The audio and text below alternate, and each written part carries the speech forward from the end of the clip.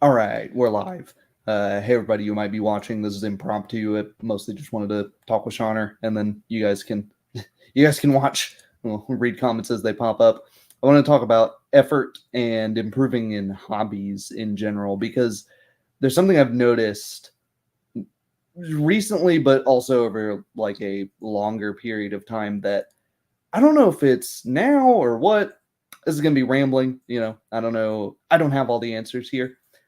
I've noticed that people don't like improving at the things they do constantly. It's really weird, isn't it? Right? People There's, don't learn from mistakes. well, it's not even people don't learn from mistakes. It's that people, there's like a few stages of it that it goes into. There's the gaslighting of, well, it's basically the same as what anyone else is doing. I don't get, take coffee for instance. I'm a bit of a coffee snob. I'll buy nice coffee beans. I'll buy them whole. I brew my own coffee at home with a pour over. I've got an espresso machine. I do it manually. And people say, "Oh, what's the difference? Coffee's coffee." And I go, "Well, no, you've definitely had a bad cup of coffee before, haven't you?" And I go, "Well, yeah, I guess. I suppose I have." And I'm like, "So you understand there's a way to do it poorly and a way to do it well, right?" Have you Like, seen the old coffee commercials from the 60s? some of them, yeah. That's odd. Tyler never drinks a second cup. Oh, Those yeah. Those Maxwell Yeah, House. yeah, yeah. But you'll have these sorts of conversations, and then uh and then all of a sudden it takes a step back from, okay, well, coffee isn't just coffee, they are different. Okay, they'll concede that point, and then they'll move on to, well, I'm not doing all that just to wake me up in the morning. And it's like, well, you don't have to. It's a hobby for me, though. It's like, but I just don't get it. And it's like, well, you don't have to get it. Have you ever had one of those conversations with someone that just like they have to get something you're doing, or they're like upset at the fact that you do it and they don't get it? I suppose, someone will say, "You're you're smart. You can do computers." This is back in the 80s. People would always say, "I'm computer illiterate." That's neat that you know how to do computers. I have a computer and I still can't figure out how to turn the thing on. I was like, okay, did you want to learn or Yeah, what's the point of this conversation? yeah, people just like to say that they don't know how to use their own stuff they buy, Yeah, yeah. or the VCR with the flashing 12 Oh, because they don't know the time. They don't know how to set the time on the yeah, thing. yeah. But it's things that are trained too, and you can see that a lot now with people using computers more and more, and people seeming to know less and less about computers than they did 10, 20 years ago. I guess because they're easier to use. But even with people that spend almost all their time on their computer, that they don't know anything about it. They don't know. You ask them, okay, can you start a task manager? And they'll go, huh? It's like, hit Control Alt Delete or right click on your taskbar. So you have to walk them through the most basic processes, and they're amazed by it. It's just like, well, Yeah, hey, you, or they only know what's shortcuts they have on their desktop, yeah, yeah, and if the shortcut's missing, they don't know how to start up Word. yeah. Yeah, they're wondering why their computer's so slow because they have this awesome graphics card and this awesome processor and 64 gigs of RAM, and their hard drive has a half a gigabyte remaining free space on it, and Yeah, you um, that's most Macintosh users. They'll say my machine's slow, and we do the diagnostic on the front counter. Oh, their hard drive's full. yep, and it's this isn't to say to be condescending to those people, but it happens with all things. Somebody uses their computer constantly. They don't know anything about it. Somebody makes coffee constantly. They don't think about how to improve at it. Getting to my more direct point, somebody Yeah, plays tabletop RPGs constantly. They don't think about how to make what they're doing constantly better at all. We have a lot of these, I've been in the hobby for 487 years since before the dawn of time. And I do all, and it's like, okay, well, what changes have you implemented in your game in the past 5 years? What have you started doing differently? And then they freeze. They can't tell you because they haven't done anything differently. Yeah. And it's like that's unimaginable to me, because I can tell you what I've done differently to my coffee setup since yesterday.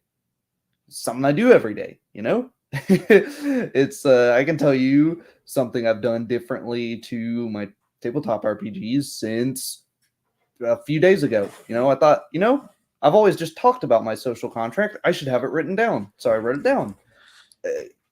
I never thought of that. People don't change. And you ask them, what have you, in 20 years, what have you changed about your D&D game sessions? And they look at you like, nothing. Yeah. Because ask What's there to change? Ask a car guy, what's the last thing you did to your car, and it might be something as simple as, I changed the winter tires, I put some winter mix in my old 1980s SL200 Mercedes diesel.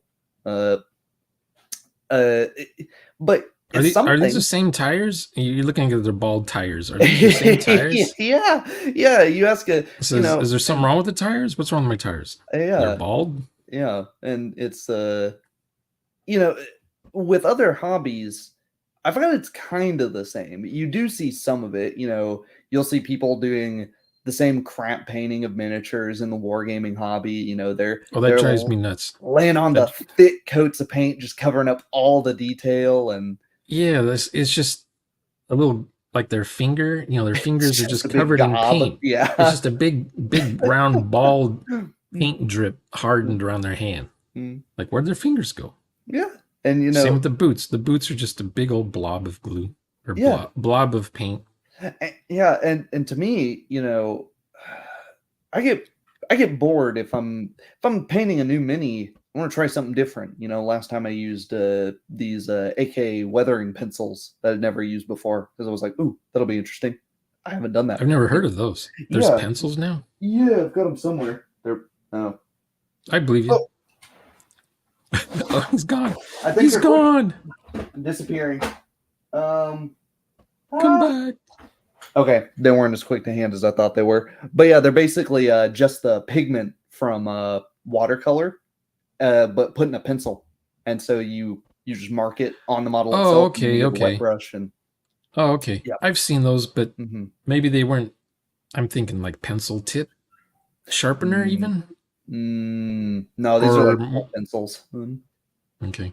Yeah, that's neat. Mm-hmm. The no, you go ahead.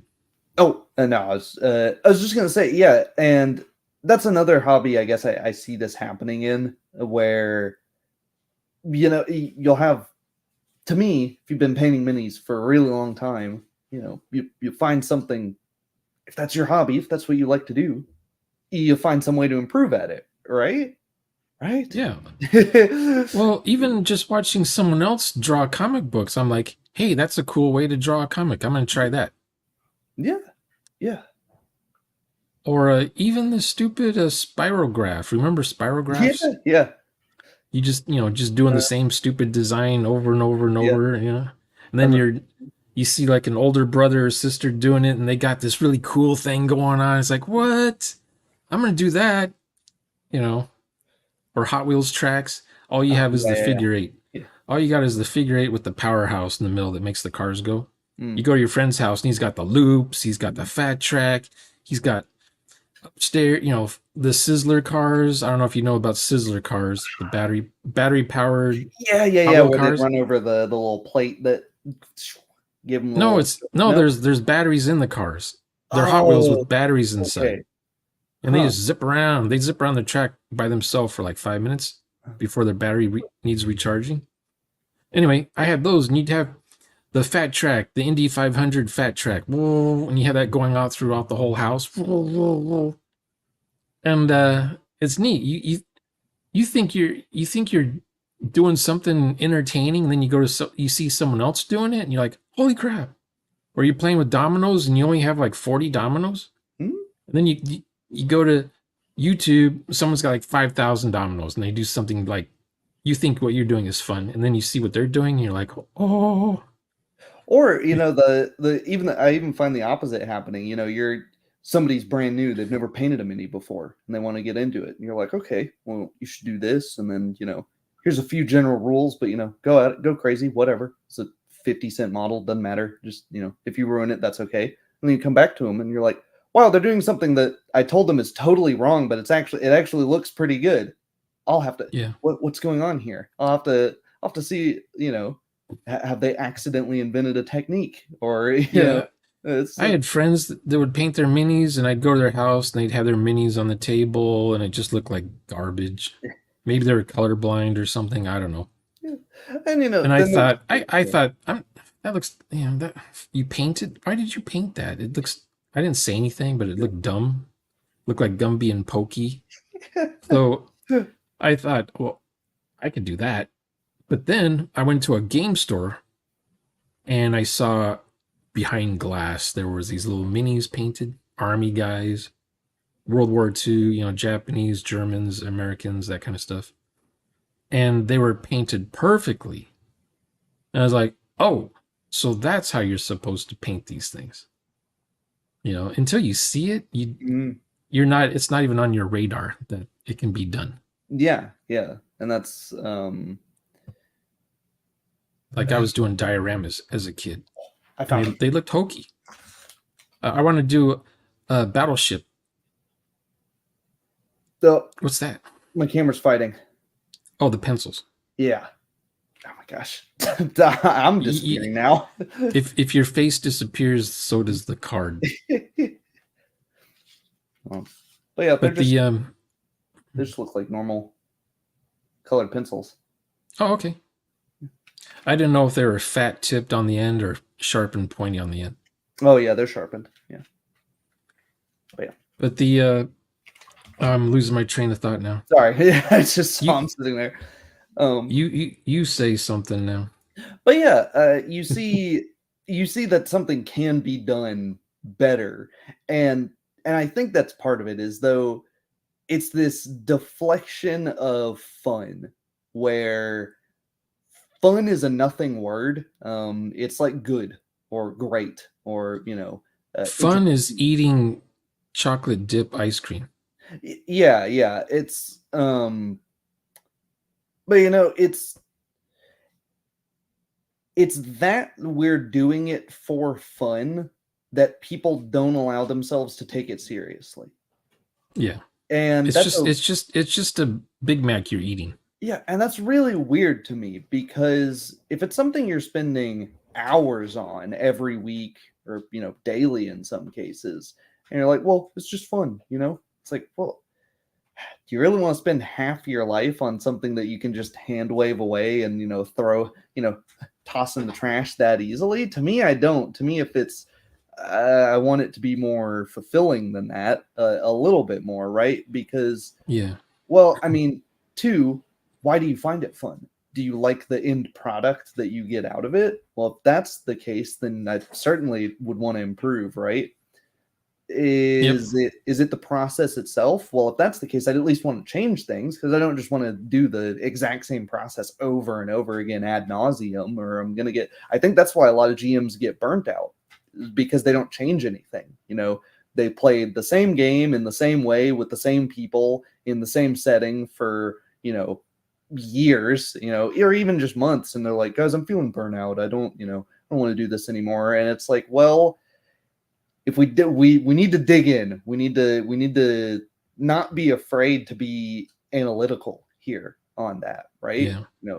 Because I think people are too afraid to analyze why they're having fun, right? Because we have this thing where it's like, oh, don't explain the comedy that ruins the joke. And it's like, okay, well, it'll help you a lot though if you understand why you find some stuff funny and why you find other stuff not funny.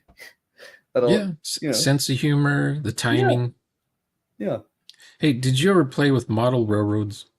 Not model railroads, no. Now, when I was a kid, I knew I was doing it wrong, but I didn't have a job. So the model railroad I had was what I had to play with. And then I would go to the model railroad museum, and I'd look at their terrain, and there's cityscapes and their little miniatures painted and everything, and the trees and clouds painted on the ceiling and everything.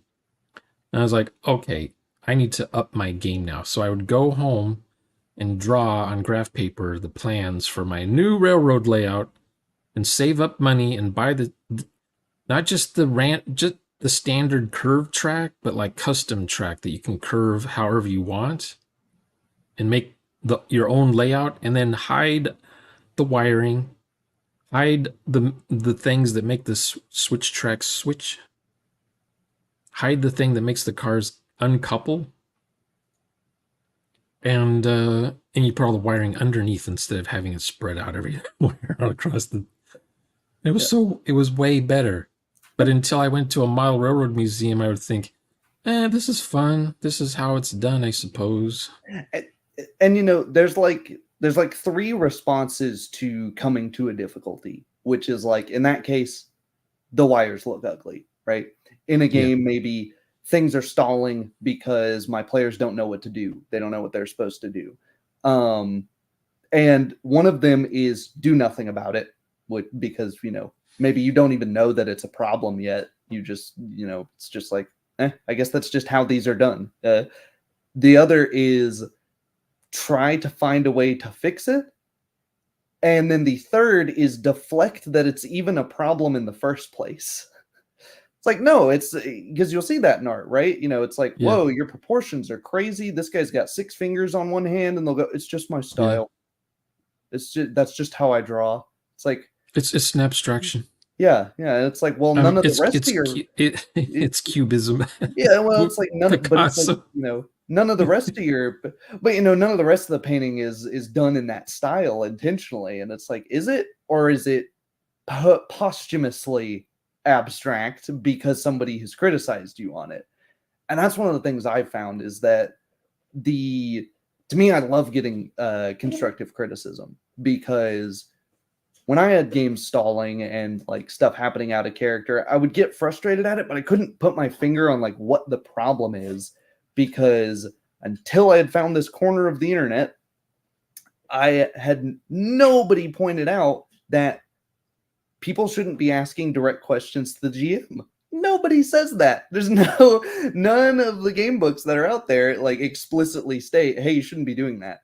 It's like, I didn't even know. Well, do you remember? Okay, when did you first hear about players should not be asking the GM questions? I don't know, probably middle, like summer last year, sometime. What? Okay, how old are you? 26. Okay. For some reason, I thought you heard about that maybe 3 or 4 years ago. Oh no, I'm when you were like 19 or 20, 19, like in high school. No one ever brought it up. No, it's just that's just how you do Were you it. Were you always the oldest in your games? No, I was So who taught you those habits? Or was it just reflex action? Yeah, I don't know that it was ever taught. I think it was just instinct. It wasn't instinct. It can't be instinct, can it? I never really did it. I just never stopped other people from doing it, if that makes any sense. Yeah. I would say, I walk over and I look to see if there's any driftwood around. Well, like when I would put together army tanks, little model 148, 132nd scale tanks, whatever, monogram, whatever. They always came with tank treads. And the instructions would say, glue these wheels onto the tank and then staple the tread around the tires so your tank doesn't move. Well, I was always thinking a step ahead. I'm not going to glue the wheels. I'll use a hot knife and melt the end of the plastic and then have the wheels turn on the axle. Oh, you're completely done. It hates that. Don't hide somewhere. There's a tank somewhere. Don't hide your face. Hold it below your chin. Oh, okay. There it is. No, don't hide your face. There you go. Oh, that's a good one. Yeah, they have that in the store I went to last week. lots of detail in those things now. Yeah, the Tamiya But ones yeah, are I never glued the wheels because I wanted to be able to push the tank and have the treads move. hmm And someone says, "How'd you do that?" Well, I didn't follow all the instructions. Yeah. Yep. And that's Otherwise, you another end up with thing. a solid state tank that doesn't Yeah, do anything. that's another thing that uh I think people don't realize because they don't really know how to follow a reference book, which is what tabletop RPG rule books are. They're reference books, Yeah, you know? You yeah. if you if Well, you how read much of a reference? Is it more of a guide? yeah, yeah, you look at a rule and you're like, "That rule makes sense and I like it. We shall use it." But, if you run into a rule and you're like, "I this sucks," I need to I, reference I'm it, you know? I am so glad you showed me last night. You showed me that page from D&D Fifth Uh, Edition. So I'm reading. I guess that was their spiel on what role playing is. That little first two pages, yeah, yeah. and it says the GM describes, or the dungeon master describes the location. The players state what their actions will be, and then the dungeon master describes the result of their actions. Those three things. That's all it said. Yeah.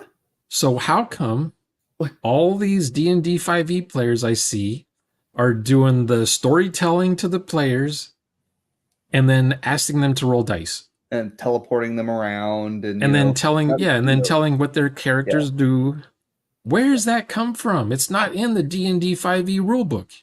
I have well, the examples don't follow their own advice, which I thought was interesting because a lot of in the very first example they give, the players are not just stating their actions, they're asking a bunch of Well, questions they're about they're things. asking questions. Yeah, That's they're, you know, There's always going to be that. yeah, I But suppose. but the but the dungeon master telling the players what their characters do. Yeah, it's that I suppose it probably comes from two things. One is the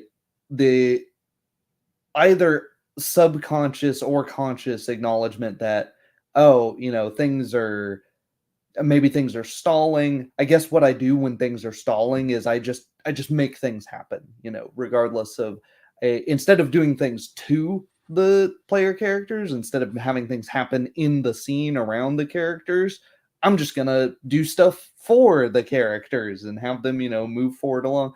Or I don't know, the idea of like I just want to skip past that. Oh, I assume they're all gonna, do this. They're all gonna go to town by that. So I'll just skip it. It doesn't need to be done. And we'll just skip past it. Skip past all the boring stuff. Get to another riveting 4 hours of combat. Uh, Like, I don't did know. you ever Yeah, did you ever play GI Joes when you were a kid? yeah. Like in the late '60s, early '70s, we had the 12-inch ones with the fuzzy hair, lifelike hair. Mm, You go to someone's house, you bring your GI Joe. He's got his GI Joe. Sister's got Barbies. We played James Bond. We all have machine guns. We're all shooting each other. Never once did one of the players pick up someone else's GI Joe and start moving them around. We all moved around our own characters, yeah, and, yeah. and we all said what each of us were going to be doing. I'm going into the Jeep. I'm going to run over the Barbie, who's the Russian spy. He's got the microdot. And she's like, "You better not run me over. We're going to run you out." And she goes into her Barbie Malibu dream house, whatever. And so, how'd that work? Had an elevator? Yeah, there was an elevator. G.I. Joe would have to, you know, connect the green and the blue wires together to get the thing to come down. Because it was like, finger coded for her fingernails or whatever. And it was kind of neat.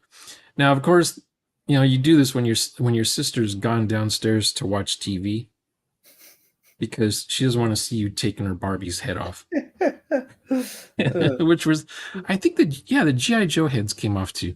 mm, Anyway, so we were always making nooses and hanging the guys from the banisters and stuff.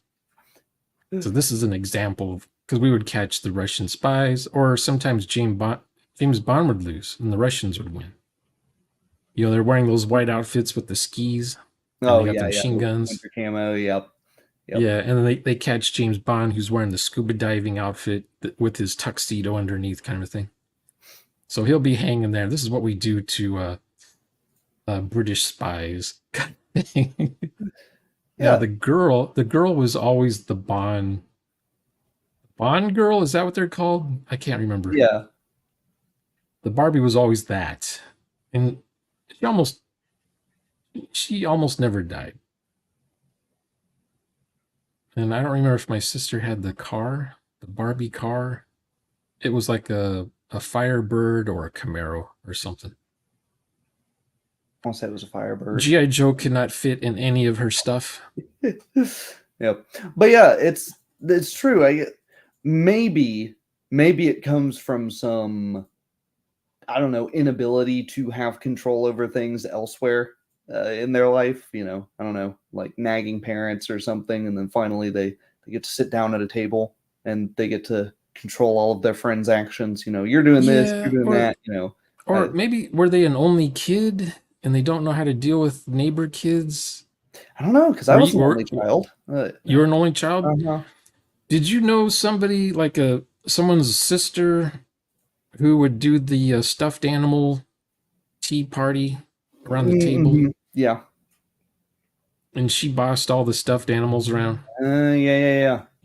You want here, you have two lumps, you get one lump Yeah. without the animals saying if they even want to drink or not. Yeah, You, Lego did a study on that back in the 90s on how boys and girls play differently. Where if you just sat them in the exact same toys, you didn't change anything about that.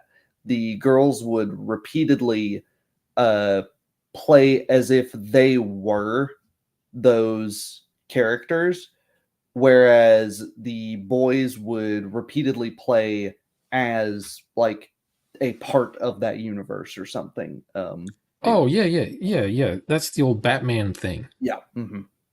The boy has the Batman action figure. Yeah. He's playing Batman. Yeah. No way is that me. That's Batman. I'm Yeah. making Batman do the Yeah. things.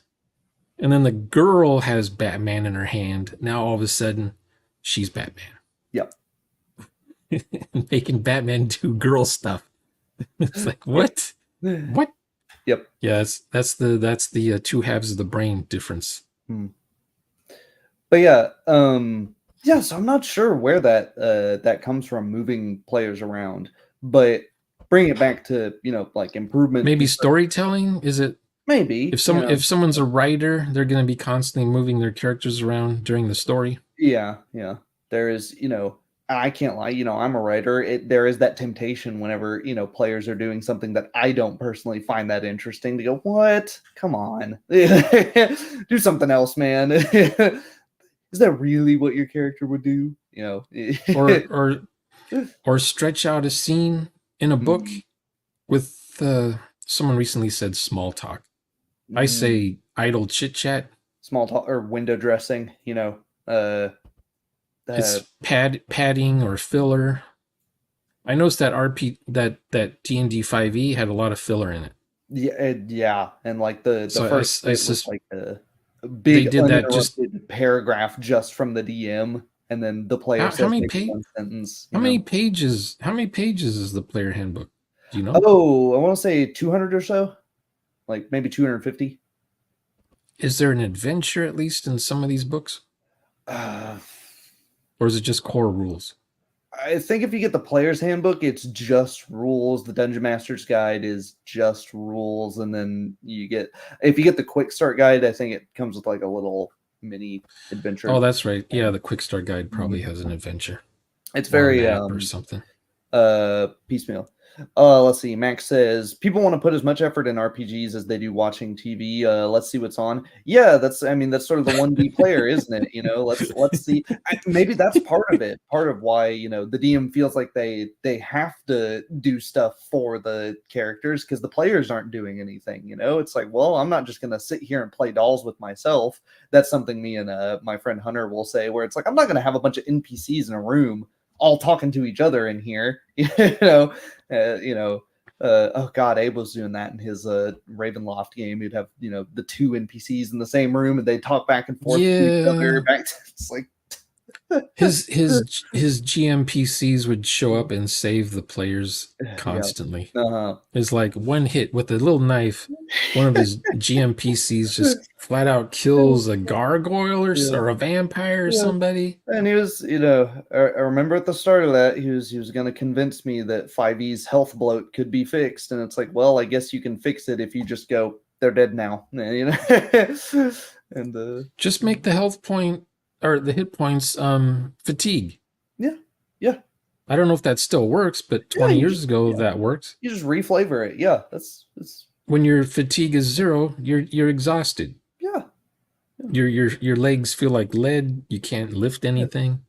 It's an abstraction, yeah, it's Then you don't have to narrate. Oh, you got another flesh wound. Oh, it hurts a little bit. Oh, you you have got 17 paper cuts, it's yeah. unless I but yeah, it's How but many hit points do characters have now? in Like a I level don't know, 20 character. How many hit points? like a few hundred at least. Oh my god. Yeah, yeah, and you're See, in just my brain, I'm thinking 30 is the most you can have. and the problem is the damage doesn't really catch up to the amount of you get health way easier than you get damage, so you're just like the guy's already unconscious on the Yeah, ground and you still have to it's hit like, him like 3 more times yeah. for him to die, it's like Why won't you die? yeah, you're doing It's the like Skyrim where you just stand still yeah. and you heal. Uh-huh. You take a little nap and you've been run through fully by a sword, shot by 20 arrows. You go take a nap and you're fine now. Nothing happened. But people, we can have these discussions, about the what does this mean, and uh, people. What's weird to me is Max said, that they just want to put in as much effort as they do in watching TV. That's probably true of most people, but what's weird to me are the people that will be here on YouTube and they'll make hours and hours long content, or they'll make giant walls of text in the comments telling you about how much they don't care about your suggestions and they're just going to keep doing it the way they do it. And it's just okay because we're all in the same community anyways. And we're having, and it's like, whoa, whoa, whoa. All that time you spent writing that giant wall of text, you could have been sending messages to your players going, this guy said something interesting. What do you guys think about it? I'm not sure about it, but if you guys want to implement it, we can try it. And then you try it for one game, just one game. And then you see if it sucks or not. That's all you have to do. You're already spending all of this mental energy throwing yourself into a weird mental gymnastics routine over it. So, what's the problem? Yeah, what I'll do is I ignore whatever the stream is about, and I'll be in the chat talking to some normie that I haven't seen before, and they're actually asking questions, but they're getting ignored by the stream. Their posts aren't getting shown in the stream. So I'll start talking to the guy or girl, and we just have a conversation in chat about role playing. And then, it turns out they're crispy, or it turns out they're Feel the Thrill, or it turns out they're, somebody who's now a role player, pretty much, that I just encountered in the chat. Is it Max is pointing us at a smoking gun here? I'm 10 minutes behind, but when Chris Perkins gives advice to new players on YouTube, he tells them to move PCs around and put them on a railroad. Yeah. Maybe that's where it comes from. It depends on what product they're selling. He'll say different things for different audiences. Yeah. That's another thing you got to keep in mind is that a lot of people are trying to sell you something. And they're almost like politicians, so they're not paying attention to who's actually going to watch the video. Yeah. Or what they've said in the past. And they get caught. Someone's going to do a montage of them flip flopping. Yeah. On the same subject, but it just depends on, was it during Christmas season or was it during the cons or what? When he says these things. Was there an OGL issue at the time when he was saying this stuff or not? And if they're trying to sell an adventure path or a module where the goal is 100 different groups can play through that and they all get the same experience and they all write similar reviews on Amazon of it. Yeah. you want them to railroad. You're going to want, no, you can't go over there. I'm going to teleport you to the next page on the module. That way you're following it in Yeah, line.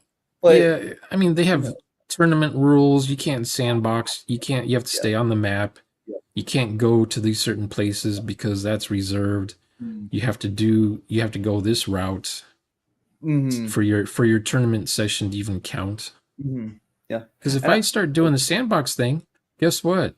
The main quest never happens. yeah, yeah, yeah. And I have the And you have to opposite. do I have players that, in my Pathfinder, long running Pathfinder campaign that end up just wandering into modules. They're like, there's some problem in the world or there's something, and they're like, well, that's weird. We're going to go investigate that. And I'm like, is there a module that does exactly that? And I look and I'm like, oh, yeah, they're halfway through a module here. So they just jump in the middle of the book, and that's it's just setting there, it's not going to follow it word for word. I'll read an NPC where I'm like, this NPC sucks. Their motivations don't make any sense. They don't exist, throw them out, that causes problems further down the road. We'll fix it. It's fine. Yeah, if I ever do a Curse of Strahd session, it's going to be sandboxed. Oh yeah, and I think it's one of the best ones to do sandbox stuff in. It's actually pretty well written, as far as the newer WotC stuff goes. Yeah, and if there's combat, that's using traveler rules, the combat's going to be so quick. Mm-hmm. Yeah, So yeah, you're walking down the road to another building, and some ghost vampires or werewolves show up. Just dispatch them quickly on your way to the other building. yeah, yeah. And that's my thing is like, I'll give advice to people starting to run things like, oh, how should you run a zombie horde? Because if you run them each individually as like one zombie that's got 11 hit points, that combat's going to take forever. If you want but how do you emulate those sort of scenes where there's like hundreds of zombies coming after someone in a game like D&D? And it's like, well, you ignore the D&D rules and you say they don't have 11 hit points, they have an hit point. They What kind of zombies would they be? like The fast ones, the slow ones. well, you got a mix. You got your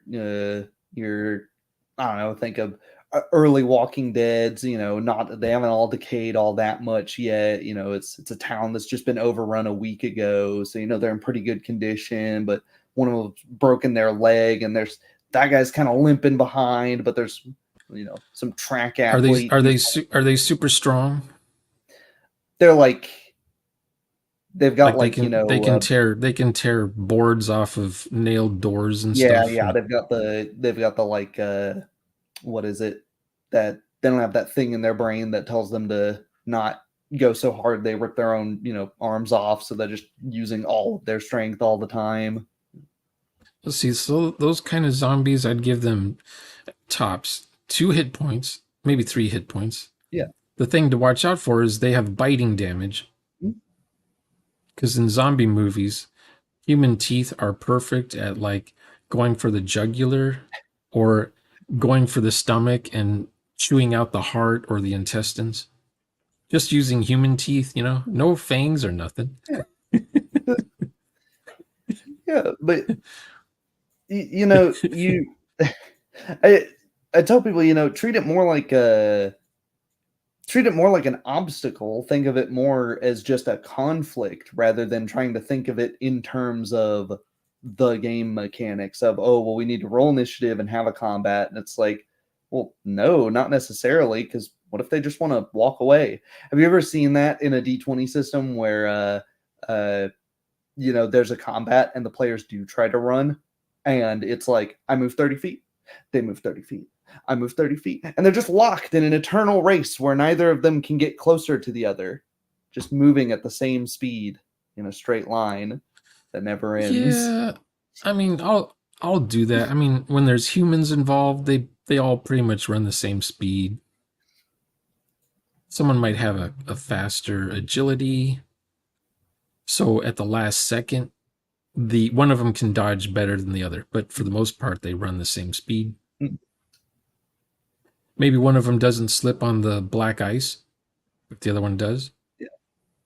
But referring to that, there's no like rules for you don't slow down. Theoretically, somebody Or you could don't get walk. tired, you mean? Yeah, you could just walk, for like 12 hours straight at 30 feet around. You're never going to slow down. You're never. And they're like, well, it's not in the rules. So the people that are incapable of playing outside the lines, they play rules as written. They treat a book as saying the thing, not just the things you can do, but the things you cannot do. If it's not in the book, then you must not be able to do it. It must be impossible to do in this game, and therefore in this universe. Pac-Man never slows down. Yeah, exactly. There's no rules where I can like use Pac-Man to try and chew through the wall and The go. the Robotron never slows down. In Defender, the ship never runs out of fuel. No one counts bullets. You have unlimited ammo. Do you think there's an issue where people are coming from video games and then trying out the tabletop games? I do. I've so when I didn't vet players, and this is a thing I do now. When I didn't vet players, I'd have people coming in and just like basically ignoring the fact that there's three or four, two, three, four other people at the table around them, and they would sometimes they would act in character. They would just describe their actions, which was cool. That they would just do it naturally, but they would do things with no regard to the consequences of them.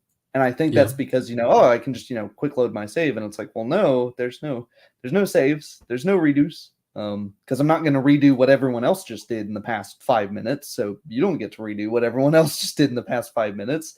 So we're just going forward. And then they'd be like, what? I didn't know I was going to go to jail for killing these guys. It's like, well, yep. So I'd have people, at least two different players get, irritated that I had guards, run over to them, attempt to arrest them, successfully arrest them, and throw them in jail.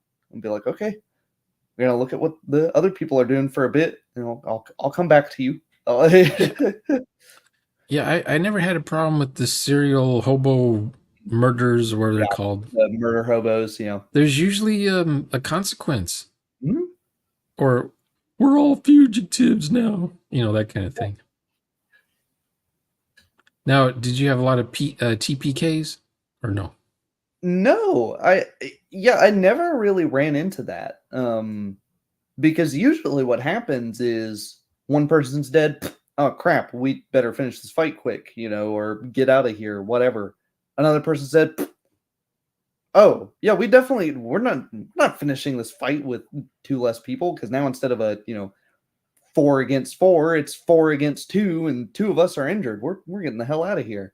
So I normally had people that I think usually the TPKs happen when either something's really poorly designed, like there's a bomb, and if one player doesn't make their perception roll, they don't see the bomb and it kills everybody.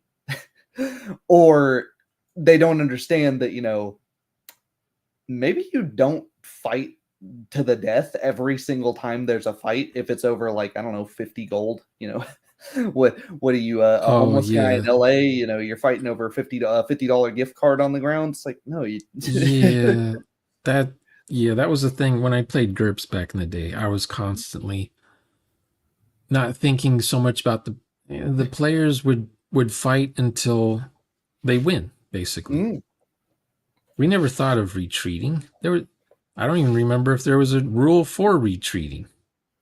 Run yeah. away, run away.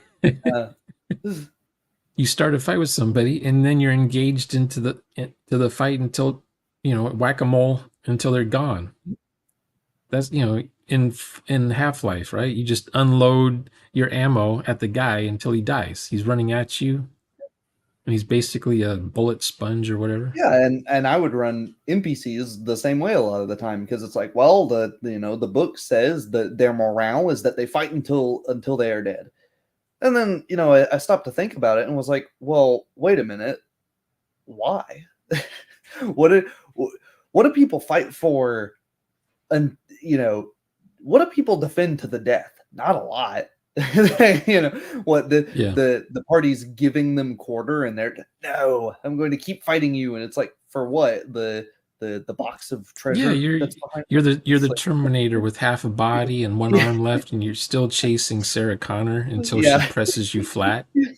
yeah. I was It's like, like, is that what your character would do? I mean, yeah, that's what yeah, the Terminator would do. That's what he's yeah, programmed to do. But yeah, you were just a farmer two sessions ago, and now yeah, you're yeah. just this rampaging killer, just on the loose. Yeah, and it's like if something happened to make you that, then okay. But if there's no I'm change, I'm what's f- the I'm fighting because I have all this strength now. I have yeah. all this.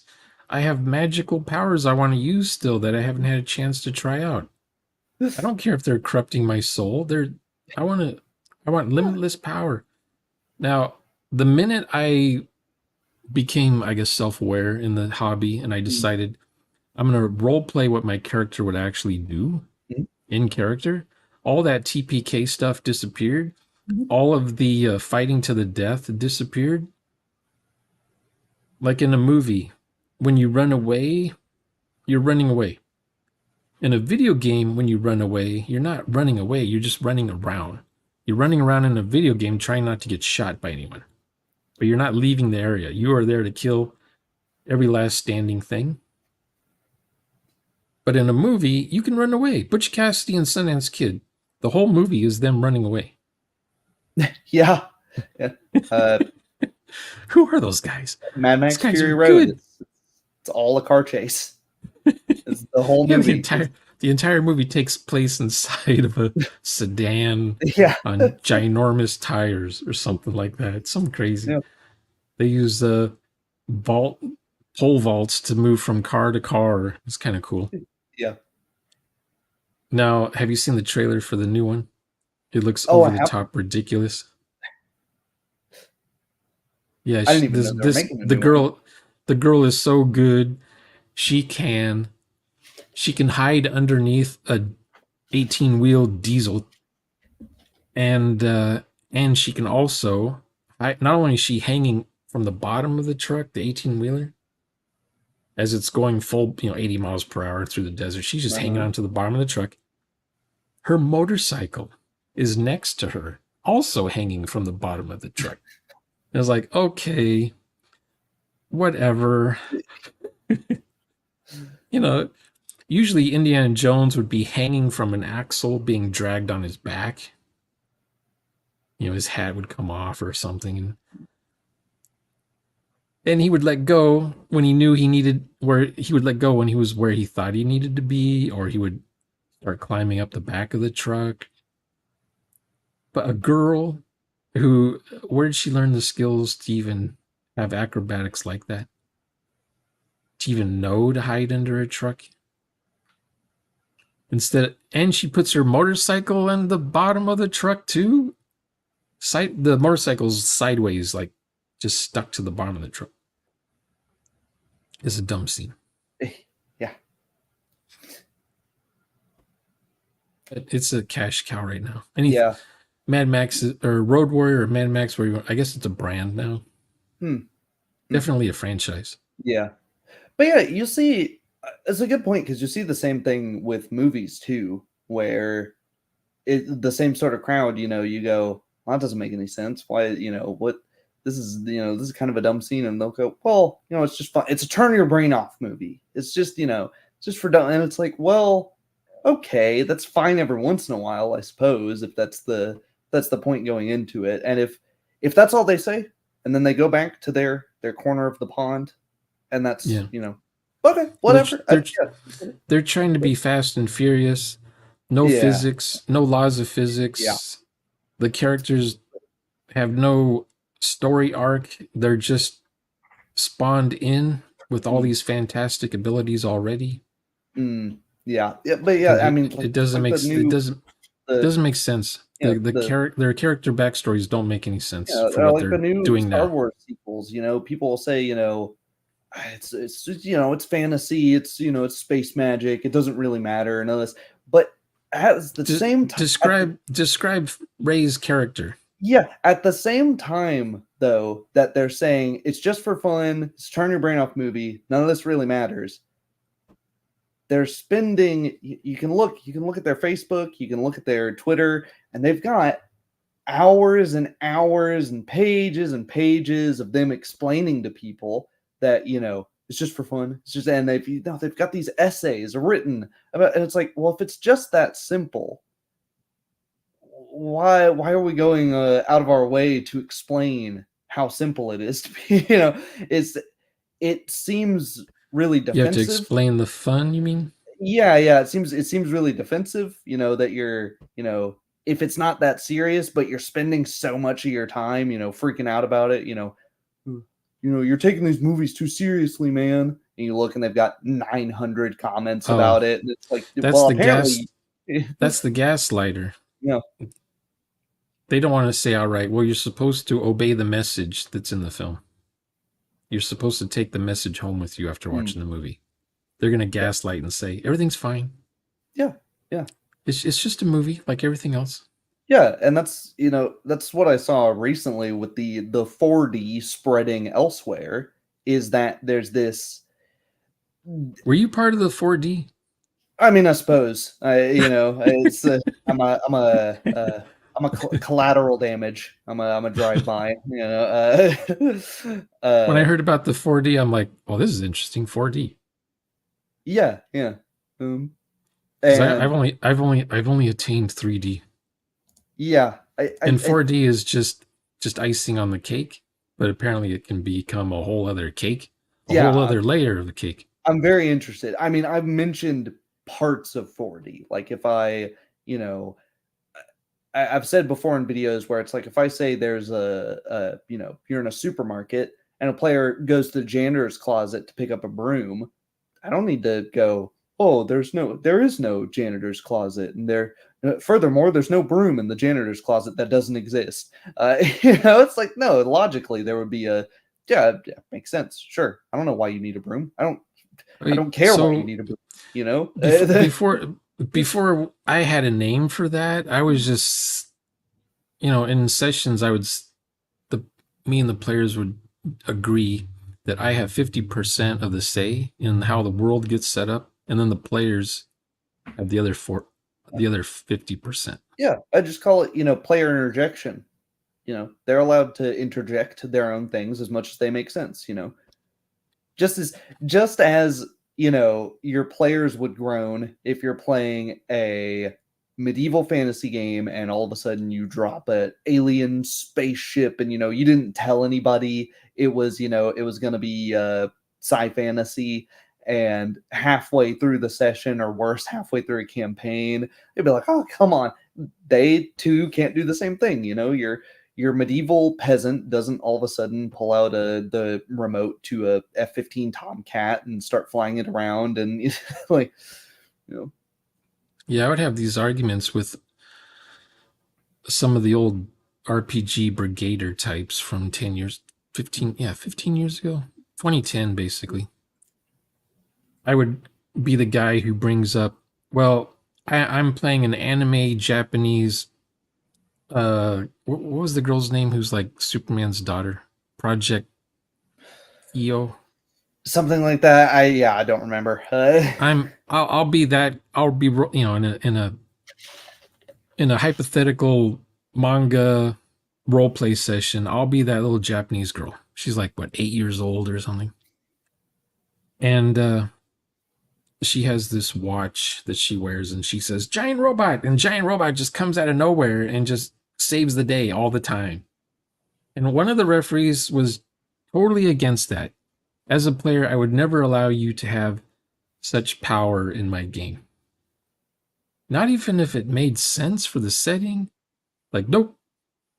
You don't get a giant robot that you can just call on a whim, and then you sit on the giant's shoulder and you fly around and or stuff like I'm gonna player, the rules don't explicitly support this in Pathfinder, but it's like I'm gonna just jab this guy with like double the dose of hemlock as usual. It's like, well, it's gonna make it a lot worse. Obviously, it would.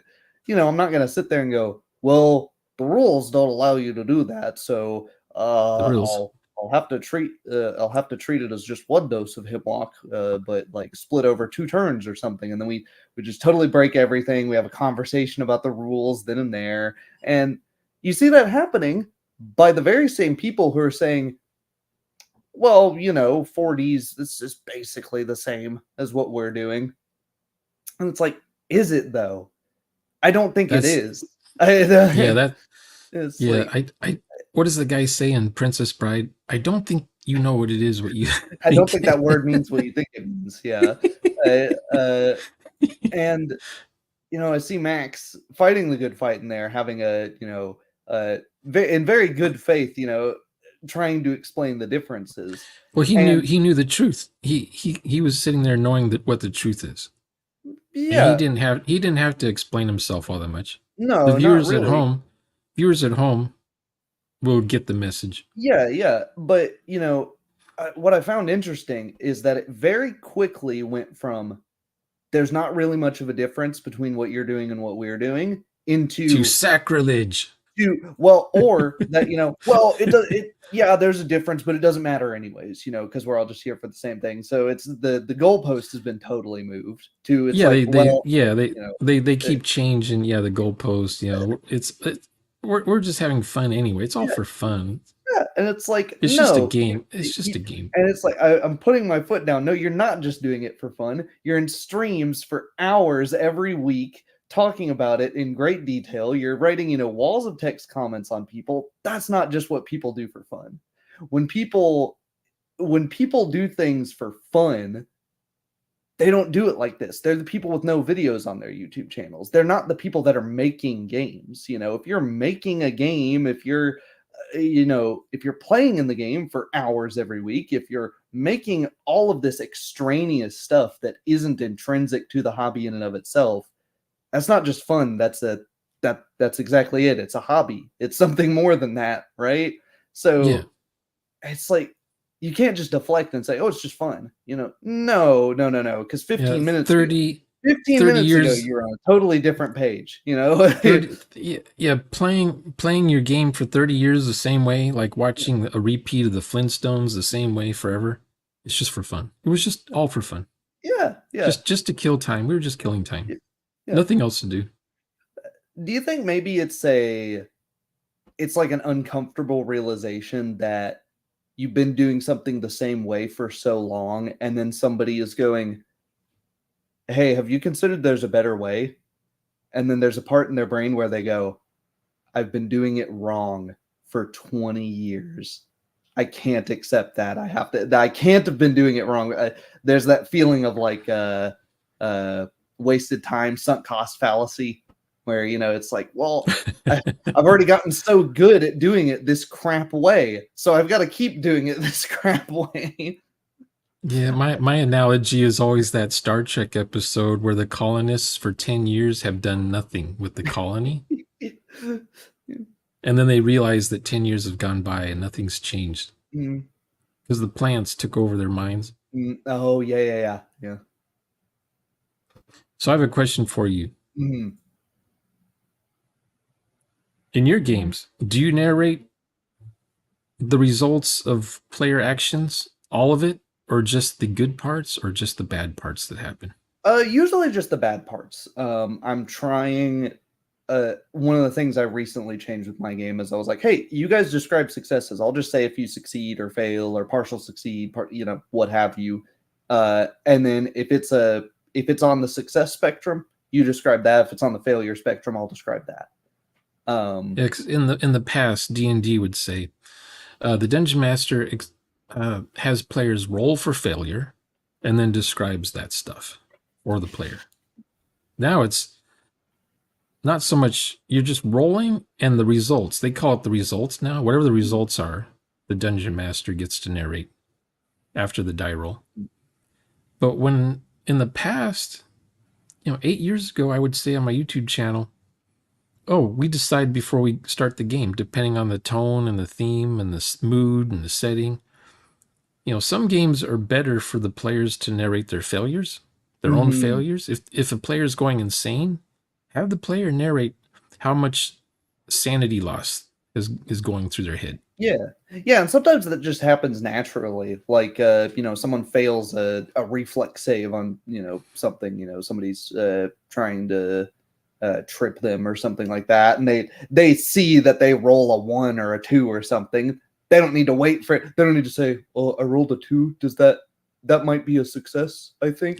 No, they know they failed, so they go, "Oh, I fall flat on my ass." It's they already know the result of it, so they're just Because when I brought that up, players narrating their own failures, Mhm.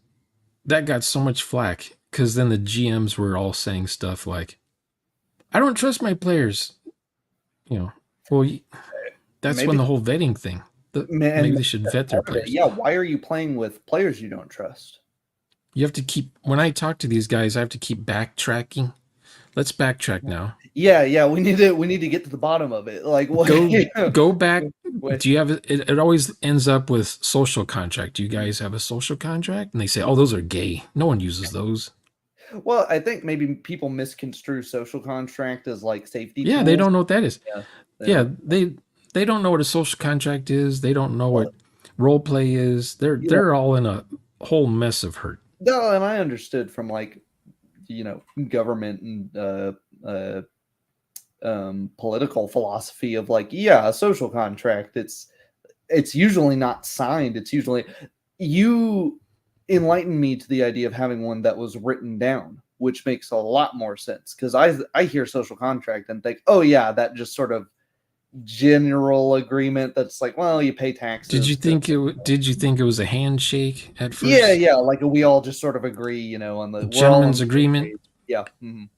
Because that's how they start. You Yeah. get like-minded players at your table. Everyone agrees not to be a dick. Mhm. The No people, rapey, no rapey. yeah, the people that didn't like your game when their character dies, they don't show up again. That's that sort of thing. Yeah, like I don't think I have it in my book, but yeah, there was in one social contract we decided that if our character dies, you know, we do this. Where's my button that makes me leave? I guess it's not there anyway. You just exit the stream. Mm. When your character dies, poof, you go, ah, and then you go, and your camera goes off and you're out of the picture because you died. You shouldn't be still in the game watching what's going on still because you're going to be making a new character. So when you come in with your new character, you don't know what's happened. Mhm. You don't know anything about your character that died in the past. You're a whole new person. And someone forgot that was in the agreement. So when I left the game, one of the players is They're like, "Where'd he freaking go?" out. Yeah, like what do you leave for? Yeah, that's funny. And he was emailing me or something. Come back in the game. What'd you leave for? And I said I died. I was hit by uh 21 damage. I only had 18 health. And they say, "Well, we'll bring you back to life somehow." And no, I'm dead. Let it go. Let it go. I promise you I'll come back with another character next week. And they're like, "Oh, okay." Cuz I want to say when that game was run, we were still trying out this 4D stuff. And the GM had me as a main character kind of a thing. Like Oh I yeah, was I was yeah. part of the main quest. And it's like I wasn't I didn't like the idea of being one of the main I think characters. that's something that comes from video games too. The people play video games and it's like, oh, you're the chosen one. You're Yeah, the so Nerevar. You're the Dragonborn. You're etc. So it's like, oh, but here's what happened though. So they were some of the players were still gung ho about my character still getting his thing accomplished or where he was supposed to go across the galaxy. Anyway, so I had my new character. My new character met my old character, mm, and my old character was like a clone. So the players figured out to just make a clone of my character's body, and he somehow ended up somewhere. So my character crossed paths with my old character. I thought that was kind of interesting, but they at least had closure. I didn't care one way or the other. But some of the players were so invested in the main plot, they had to see it to the end. And my character was like, "Who's that guy? That's funny. What's so important about him?" And they're like, "You wouldn't understand." But by then, I'd played like 6 sessions with my new character, so I totally forgot that I even had another character earlier in the game. It was like 18 sessions, I think, that we played in Traveler, which is a world record for me. Usually, I can't do more than 3 game sessions with the same character. I have to change somehow. Maybe I that's think where. Max might have a comment there. I'm not sure if you showed it already. Oh, yeah, I don't understand why people are always trying to turn their brain off. I want my brain stimulated. Yeah, me too. You know, I turn my brain off for 4 hours, 8 hours a day at work. That's my routine. I don't want to get So home and then turn my brain off more. yeah, just turn it off and do bubblegum Yeah. something. I don't know. So when you're role playing, do you have a goal in mind when you're role playing in a game? Oh, And don't say fun. mm, me, Tyler, or my character. My characters have goals. You Tyler. You Tyler. Okay, okay. You as Um, player. You yeah, as the yeah, yeah. player. Is there a reason why you look forward to role playing? Yeah, I want to. What's the best way to explain it?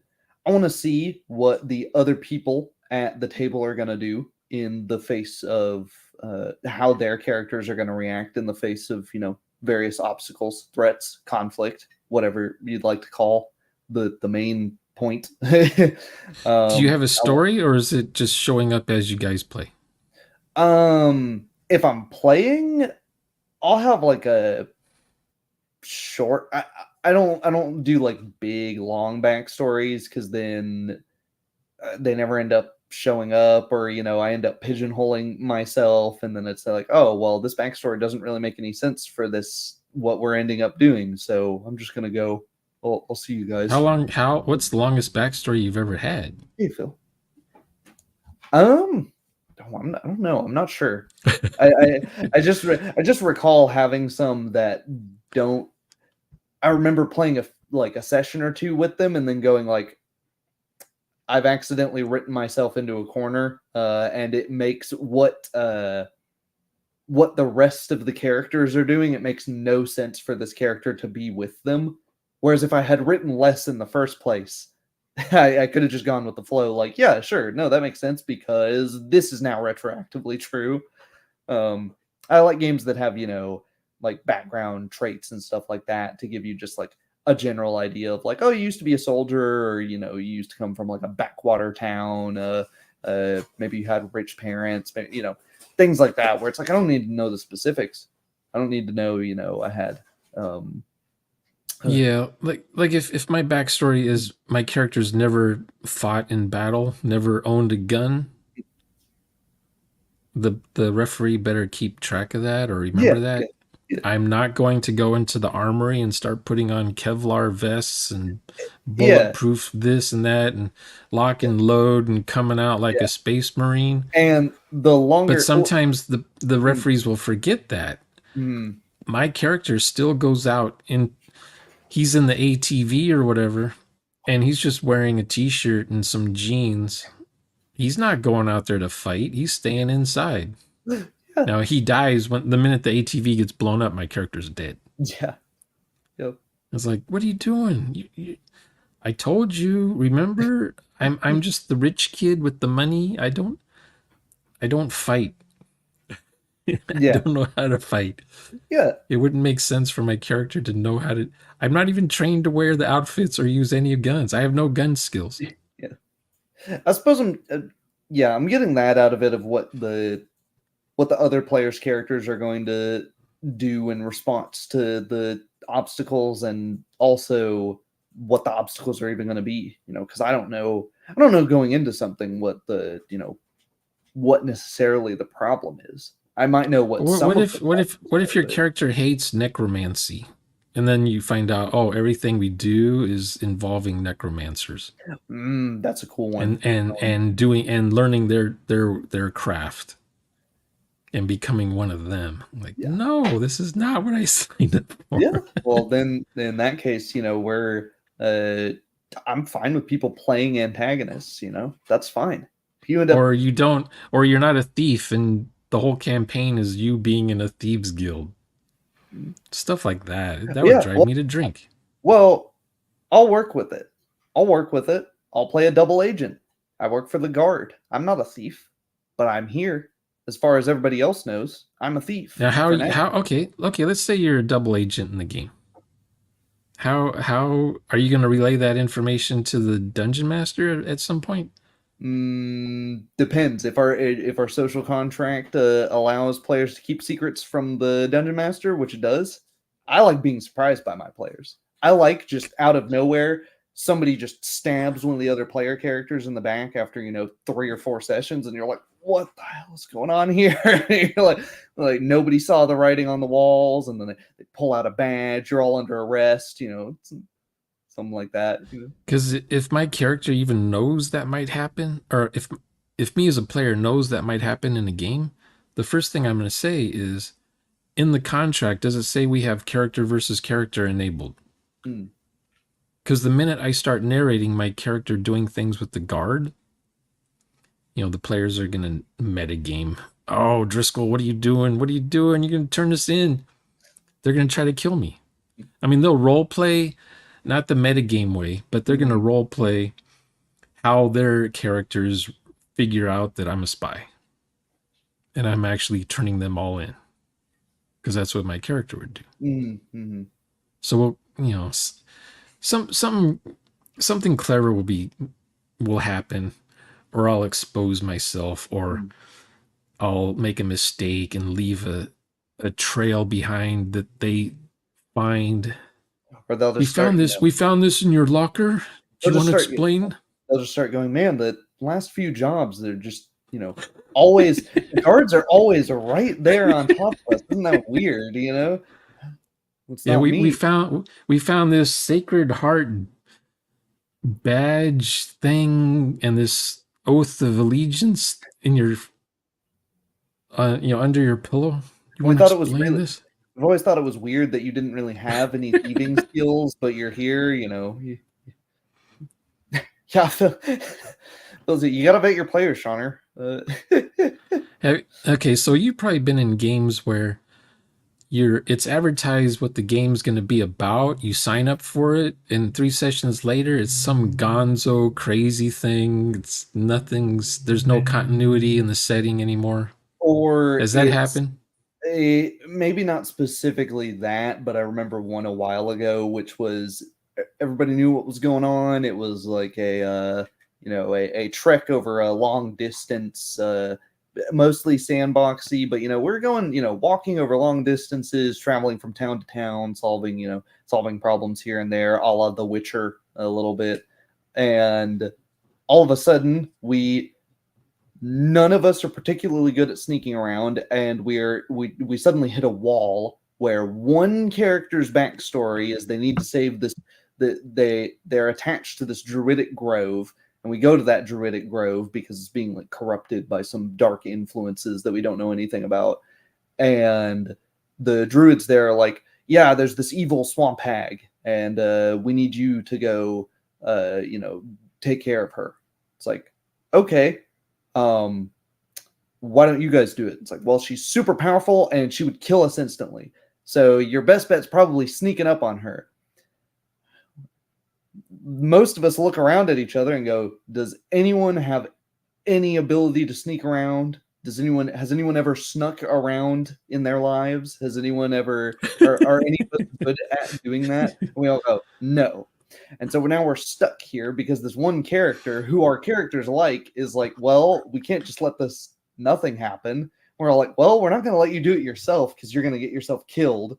But I also don't want to run after you and just get myself killed. So it's like, why didn't you lead with, maybe I would need to be able to sneak around at some point, I didn't realize this was going to be a stealth mission. If I knew we were playing Metal Gear Solid, I would have built a Metal Gear Solid character,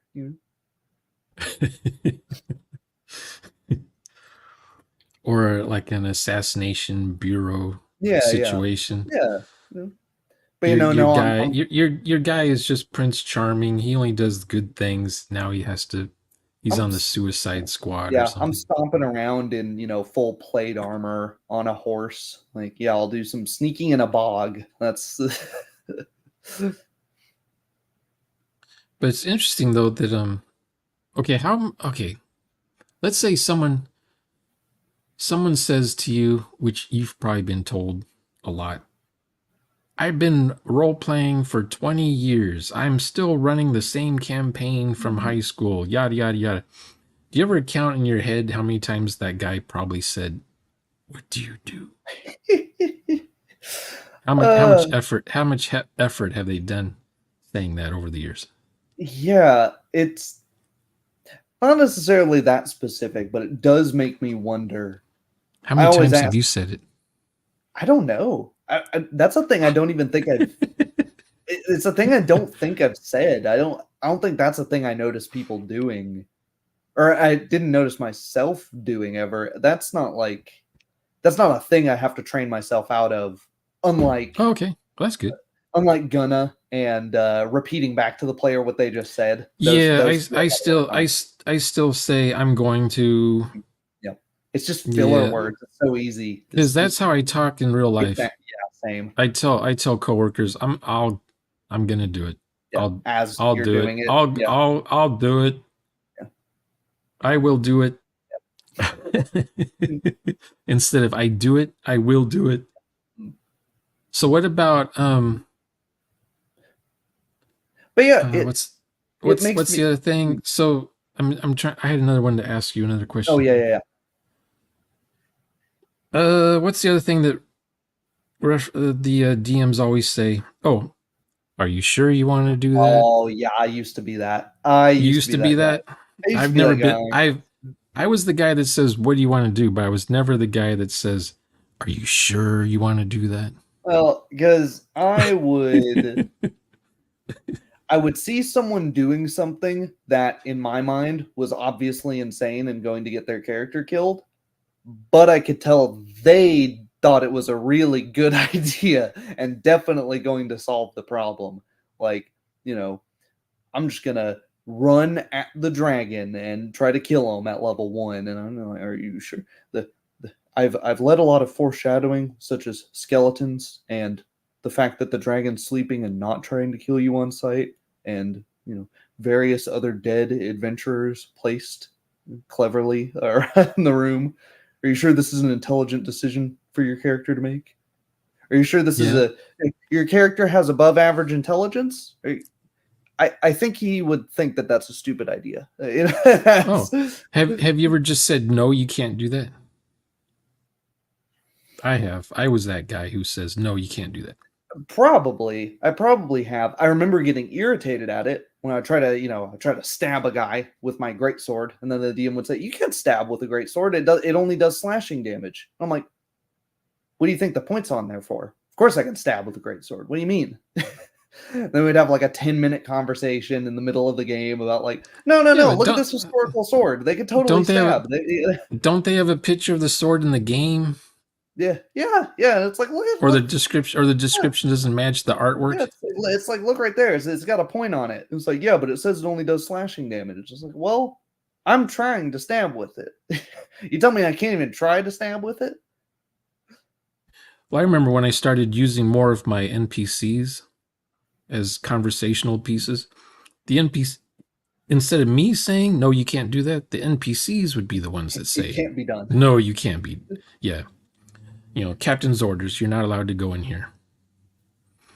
This is Did you this is a high security area. You're not allowed in this place. did you play the Witcher games? No, Yeah, well, Geralt, I've watched the third one on YouTube, so I know all Geralt, about it. Geralt will walk into a building. You'll try to pull out your horse, and he'll just say, "This is no place for a horse." Yeah, I think Red Redemption 2 has stuff like that too in it. Maybe that's where part of it comes from, right? Because you, as a player in that video game, want to pull the horse out inside the building, but the game, the DM equivalent, says no, you can't do that.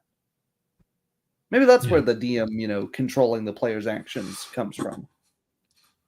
Now in Skyrim, if I feel like it, if I'm role playing a certain way, I'll have the horse with me in Whiterun, Mhm.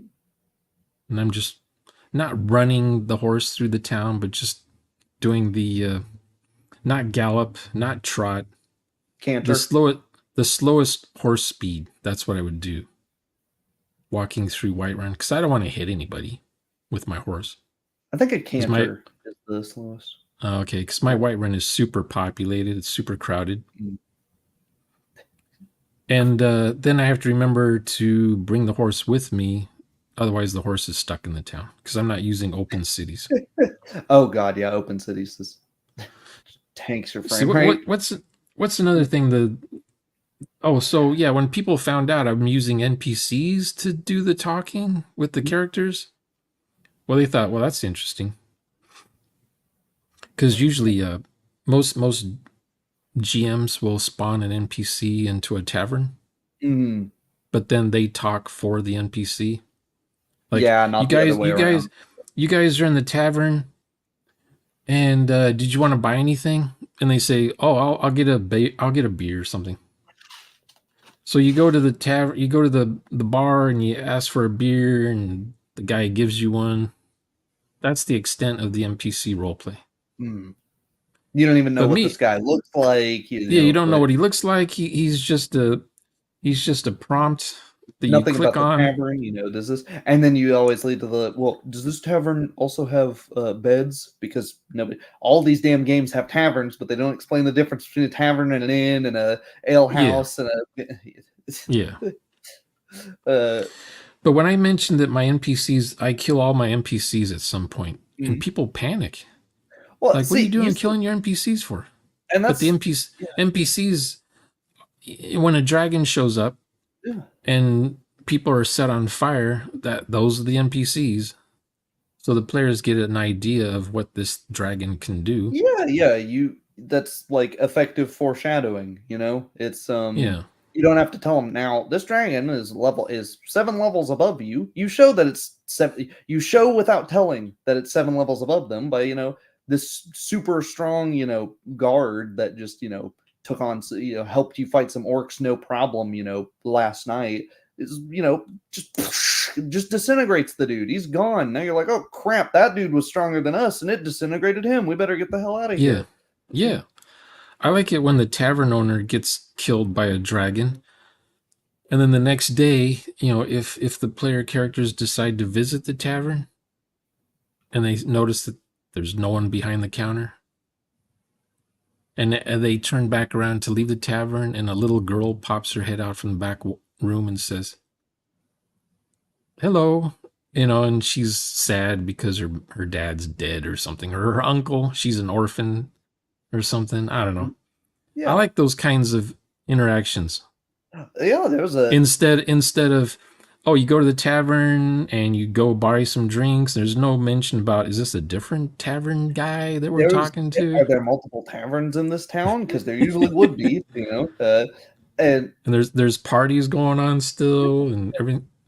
The town's burned down except for the tavern. yeah, it's still there. It's eternal. But yeah, no. I had a great thing in a game I played in a while ago where we went to go do something. We were in a tavern. We went there.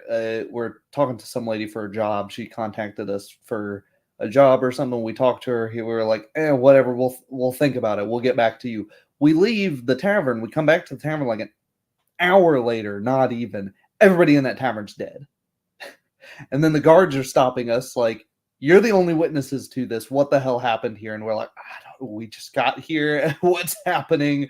We're equally confused. We still don't know. We have no idea what happened there. That's cool. I like it when the belly dancer is doing her charm dance or whatever to one of the warriors, and he's trying to withstand her spell, and he picks her up and throws her into the fireplace, and she goes poof, and then she comes out as some witch ghost thing, and she goes flying through the saloon doors, and the doors go poof, poof, poof, poof, poof, poof, poof, poof. And there's like this chill in the room and everything. I like doing that. I hope that people don't recognize that from Conan the Barbarian. And he kicks her into the chimney. I like doing that stuff where NPCs there and then they're gone. They've changed into something else entirely. Every time It lets somebody's it lets the it lets the player know that the NPCs aren't just static things that stand in the corner and wait for you yeah, to yeah, talk to them. yeah. And that's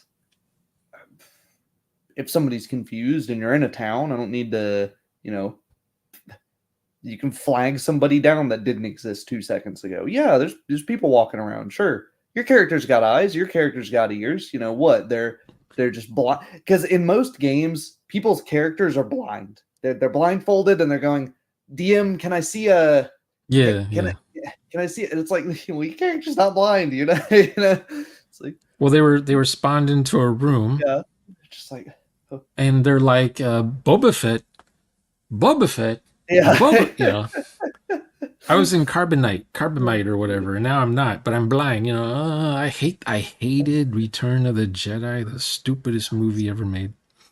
it's not aged well. That was the last Star Wars movie I saw. That's not aged The well. That's probably the best. but the now I lost my train of thought as again. It'll come um, back to me though.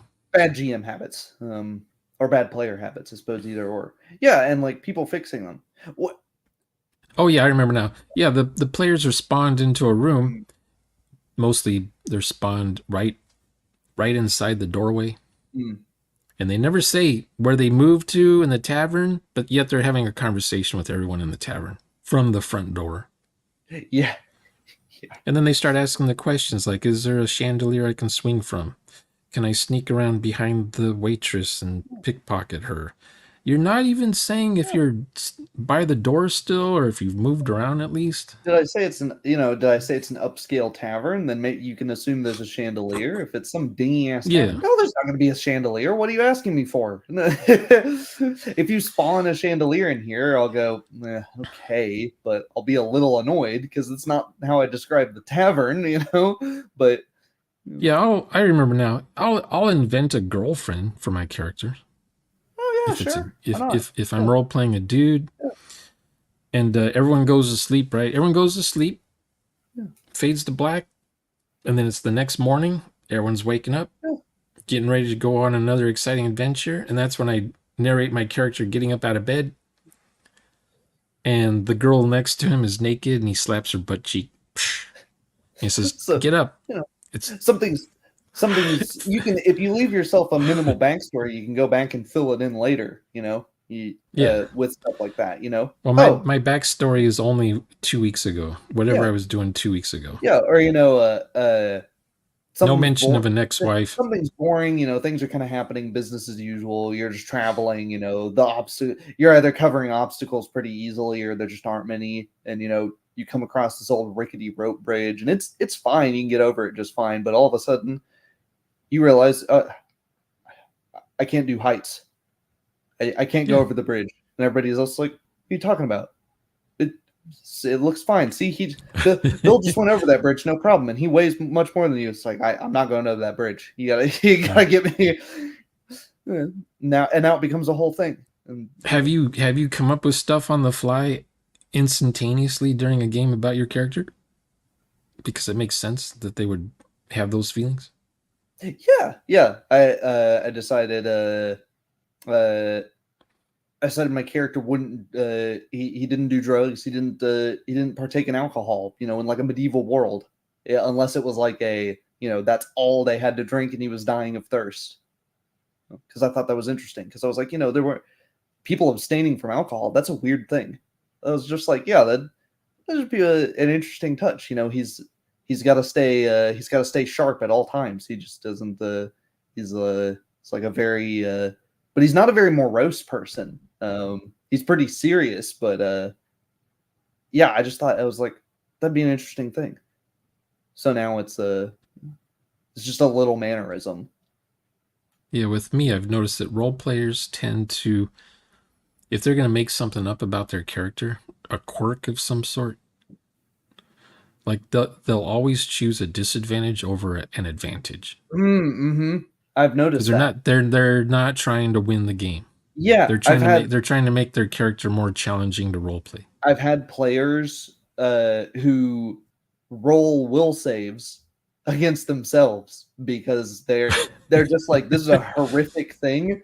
I'm gonna see if my character's just gonna freak out and bolt out the door and just go the other way. I didn't have them do that, you know. I'm not like, make a will save, please. You are now terrified. No, they just decided, they're like, holy crap, we just opened a door and there's 17 skeletons in there. I'm not going in there becoming a blender of death and destruction.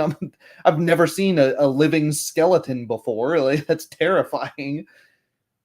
Remember that scene in Temple of Doom where they had the chilled monkey brains? Oh yeah. Uh-huh. Now, if I had a certain character in a game and that scene happened, I would immediately, without asking or doing anything, I would just do a sanity roll on my own character right then and Yeah, there. yeah, You know, the referee was like, "Hey, that's kind of cool," yeah.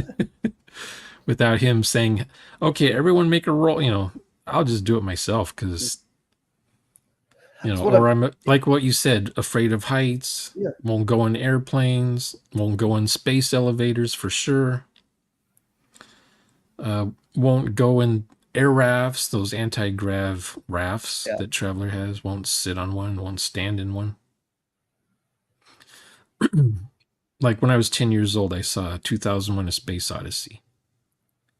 I thought that I thought I knew all about the movie before I went and saw it because my dad had the book, we had the record, it had Mhm. all the pictures from the movies, posters.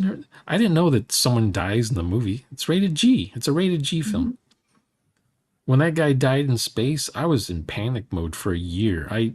I refused to. I was like, I didn't know that my worst fear in life would be dying in the vacuum of space. Because I'm thinking, that would be a horrible way to die, is drowning or burning up in the sun or something. But no, just being out in space with no air. It's like I never even thought of that. Yeah. Uh-huh. And you find those sorts of things too with roleplay because you'll run into some enemies you never thought about, and when you're there as some farmer who's gung ho about taking their they're gonna get back at these goblins or whatever for burning their fields or taking their women or whatever it is they did, classic fantasy tropes. And then but they get there and it turns out, oh, I'm not a hero after all, because I was a hero until the arrows started coming at me. Now I'm having second thoughts about it. I that sort of thing. Yeah. Yeah, I remember I used to think that, getting shot in the face with an arrow, that's the worst thing to happen to you. Or the movie Poseidon Adventure. Oh, drowning, that's the worst thing to happen to you. Or that TV show World at War. Do you ever Oh see yeah, that yeah, one? And they show the old scenes from Stalingrad, yeah, how the Germans were frozen in the snow. yeah, None of them had boots for some reason. And yeah. I thought, okay, that's the worst way to die, is be frozen. They had a rubber and leather shortage. Yeah. And then I saw 2001. I was like, okay, this is it. This is like the worst way to die. I was like, and then after that, any movie I saw after that never bothered me. I was like, oh, he's just on fire. Oh, he's just drowning. Oh, his head just came off. Big deal. Cool effect. His head came off, but not even phased. Oh, I think John Wick, the scene where it rams the pencil in that guy's ear, that's one of the worst I've seen. That's pretty Okay, bad. I've seen meat thermometers get shoved through people's skulls. That is kind of. It's like, do they have to show that? Did we have? Can't you just see off camera? The blood going.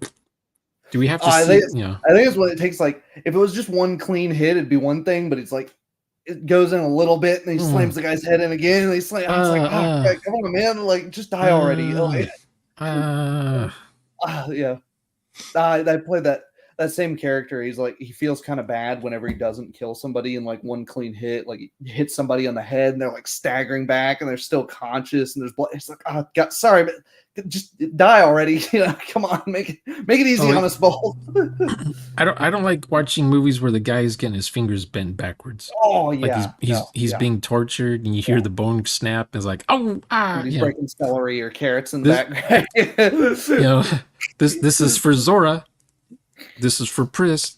My knuckle. Oh, there we go. That one cracked. And then he hands his hand back to Deckard and gives his gun back in his hand. He's like, his hand's all like this. Yeah. And he shoots.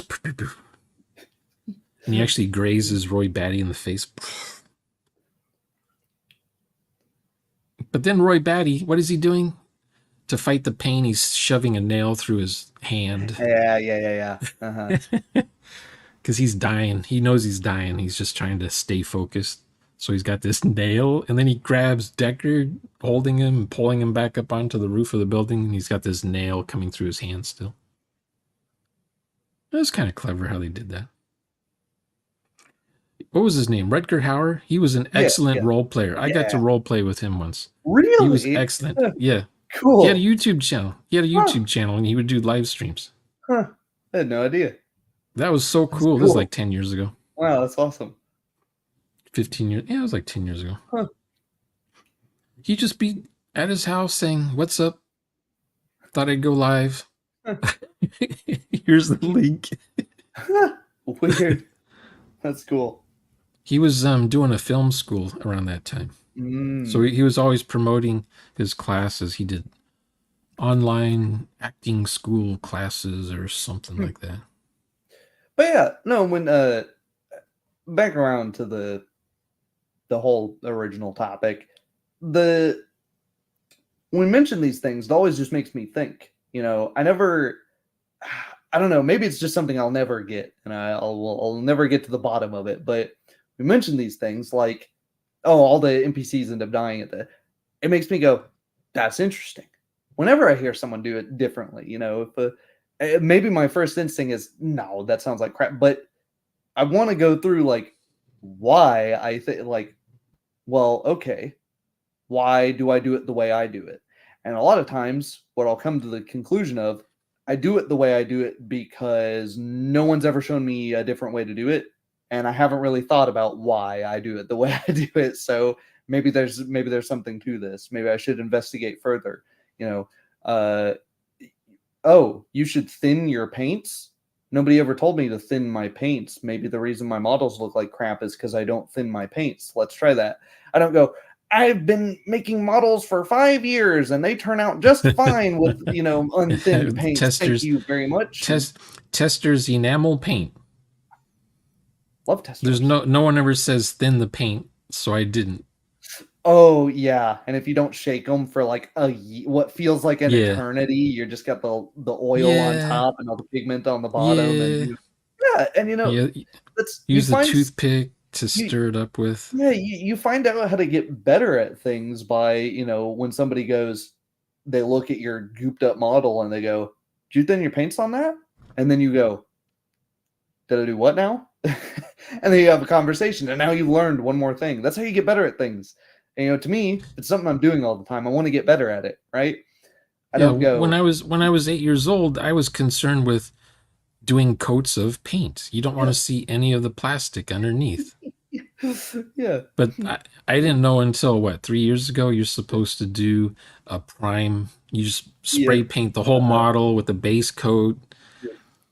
And then you do the wash, and then you let some of it see through the paint. Yeah. Uh-huh. You don't want solid olive drab across the entire model. You want there to be some wear and tear or aging look on the thing. Yeah, gosh. Nope. Hold it under your chin. Barely. Is that a TNM TMNT? No. What is that? It's is that a mech? Yeah. Okay. I thought it was Leonardo or something. No, I didn't paint it, solid red on the stuff because it's like. Oh, I remember. I think you had a picture of that. Right? You showed a picture of that the other day. Yeah, but the It's just the closest thing to hand. You know, the paint on it's gonna wear in certain ways, so it's gonna, not do that kind of thing. And uh, When I painted ships, like uh battleships and the Titanic and those kinds of ships, I tried to make them look aged, the yeah, paint yeah, wear and tear, but uh I don't know why I never did that on my planes. And it might be because when I was 8 or 9, I was doing planes. And then when I was 13, I was doing ships. So maybe I learned something along the way. Hey, Rick, uh, hopping in here right at the end. Now, I'm sure we have a little bit more to say. Yeah, just that idea of, I don't know. I never understood the idea of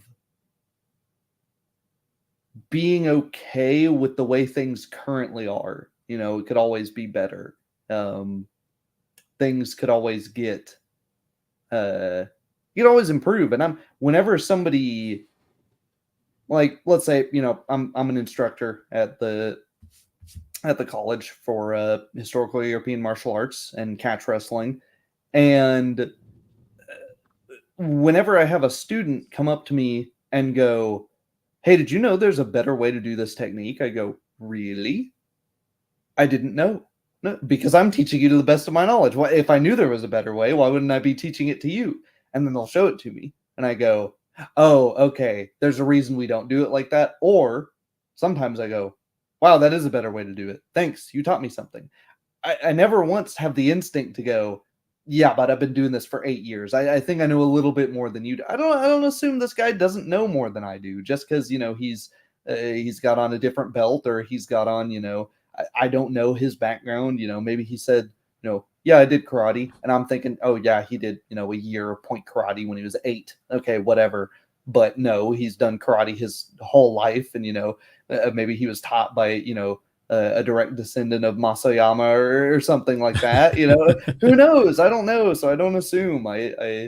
It's never even crosses my mind to get defensive about it in that way, right? If somebody says, Oh, "Stop asking," if someone tells me I'm doing it wrong, I'm open ears. I want to know yeah, yeah, what I'm doing because I want to learn. yeah. So, what do you think? Is it just these people? Uh, do they just like to hear themselves talk in streams or in comments? Is that, Ego. yeah, They like to hear themselves talk. What do they call it? bloviate? Yeah, that's it. That's the word. They like to hear themselves talk. Like I had an art teacher in college, and he was teaching us how to draw with a pencil. And there would always be these students who just thought they knew more than the teacher did. Teacher, that's not how I was taught how to draw. I don't. I was young and stupid. I would just keep my nose to the paper as I drew, not while him and the other student have it out. Just, well, if you're going to be in my class, this is how we're going to do that. I just want to learn how to draw. I don't want to argue with the teacher. Well, I had a student show up to a single one of my classes a while ago and never saw him back. And he spent basically the entire class going, "Okay, well, but if they do that technique, what if they do this?" And then, "Okay, if they do that, well then what if you do this?" And then it's like, "Okay, slow down." Take that. Yeah, What you're trying to describe an entire fight when I'm trying to show you one technique, and you're already yeah, setting it up. Everything was already set up for failure, and it just made me think, why are you here? Why are you here if everything's just, oh, that won't work because this is gonna happen. Oh, that won't work. And eventually I went like, "Well, can you show us something that'll work?" And it was like, "Well, no." It was like, he started showing me something, and I was like, he's like, well, it's not going to work because this guy's, bigger than me. And I was the same size as him. So I was like, well, here, if you do it this way. And it was an arm throw. So, you grab the guy's arm, you put it over your shoulder, and you lock it out straight. And then they're going to go over your head instead of letting you break their arm, probably, unless they're crazy. So, yeah, you just lock the arm out there. what he was doing, he was bending it like this, so you really had to muscle them over you. And I was like, oh, well, you just lock them out there. He was like, oh, you're using pressure points. And I was like, no, no, it's not. There's no mystical, like, no, Yeah, the those joints guys locked want out, to. They're man. trying to second guess everything, or they're Yeah, trying to outthink the master. yeah, and it's like, no, it's simple, And I see that with the, I've seen people like, how do you obtain information about the world without asking questions then? How do you, and they way overcomplicate it, and it's like, just look around. take a look around. Feel it, touch it, look at it, smell it, taste it if you need to, Well, there's a group of people that think there's no such thing as reality, and it's all in our heads. That's That's um the thing. That's what they teach in school now. yeah, yeah. I don't know what that class is called, I but had a girl in class mention something like that, and everybody else just sort of stared at, like, the class went silent, like nobody was really sure how to even respond to that, where it's like, well, it's like I don't even know how to interact with a person that believes that. Right? It's like, wait, you believe well, nothing matters, but it you're was a spending, move like like I don't know. Every 100 years, that movement makes like a Dadaism, you know. yeah. It makes it's one last death pang or something. I don't Yeah, know. It's echoes of the past. yeah. It's like we're doing it wrong. We have to undo everything society has built. We never went to the moon. That kind of thing. Yeah. I think a lot of There's guys just some. want to attend a big stream. It's being famous to them nerd wise. Maybe, maybe that's part of what it is, but I I mean, I don't think there's people that want to be, think it's being famous when they're writing walls of text under my videos. you know, I've got, like a video I've got like 37 views on, and then, multiple people are writing giant walls of text on them. Like, this is wrong. This isn't the way you do it. And it's like, Oh yeah, that's the guy who can't go to sleep if he thinks someone on the internet is wrong. yeah, yeah, I suppose so, but Or they have to have the last word. maybe that's what it is. I don't know. I'll either say okay after the long wall of Yeah, text. I'll just say okay, and then I'll say, "Can you like make a video of this?" And yeah, I'll respond to it in the video. yeah, And they say, "What do I want to make a video for?" Well, you're yeah, on YouTube. yeah. Um, And then two more walls of text from them, and I just block them. yeah, yeah. Because Likewise. now they're just urban sprawl, I guess, in the comments section. Yeah, yeah. Um, It's a simulation, Rick says. yeah, yeah. Ah, I remember in my art class, one of our projects during the class, all of our drawing projects happened in the class pretty much. It was mhm, almost like a lab class. He would give us an assignment, and we'd have the whole class session to do the assignment. So one of them was he had an iguana just parked on one of the school desks, mhm. just sitting there minding its own business, and we had to draw on paper with pencil the iguana without looking at our drawing. Oh We yeah, had I've to done that before. Yeah, yeah. we only had to look at the iguana. I think I did I Maya. thought that Yeah, was the coolest thing uh-huh. ever. Yeah, that's a cool So one. for 45 minutes I'm drawing this iguana without looking at my drawing. And and then afterwards I looked at it and I was like, "Oh, you can tell it's an iguana." Some people their drawings It's were just all over going the damn it looked place. like Yeah. it looked etch a sketch going off the borders of the paper. Anyway, so he kept mine, and I didn't do that. I wish I still had it because I that was a challenge. Mhm. Yeah. And I remember once I was. Should I say this out loud? I was at a baby shower once, a coworker, and they passed out um, measuring tape. They passed out measuring little rolled up measuring tape things to Mhm. everybody. You know, the kind you use for sewing or whatever. Oh yeah, yeah, yeah. And they said, okay, now everyone figure out her waist because she's pregnant. We have to. She stood there, and we had to like figure out what her waist size was or whatever in inches. So me being a 3D modeler who models humans and crap and polygons, I'm looking at her, and then I'm just measuring out an inch at a time. And whoever had the closest number won a prize or some stupid thing. My number was exact. I don't remember how many inches her waist was, but mine was exact. And they're like, "Whoa, whoa, whoa, Shauner, whoa, whoa, how do you know this?" I'm like, "No, Inside no." knowledge. Yeah, I have inside dollars, but it was cool. It's just I can draw what I can see, kind of a thing. I can't draw from memory though. Hmm. Like if I look at Oh, somebody, I can draw them. I can do a Leonardo da Vinci drawing if I'm looking at him. But if it's just an imaginary person in my head, I can't do it because I don't practice. I never practice every day drawing random people. Like some people can yeah. draw a comic book superhero, Mm, but they've been drawing comic book superheroes since they were yeah, 8. yeah. So they can I'm do like, it from memory. But me, yeah. I'd have to look at an actual superhero or a photograph of a superhero, and then Mm. I can draw it It, without tracing.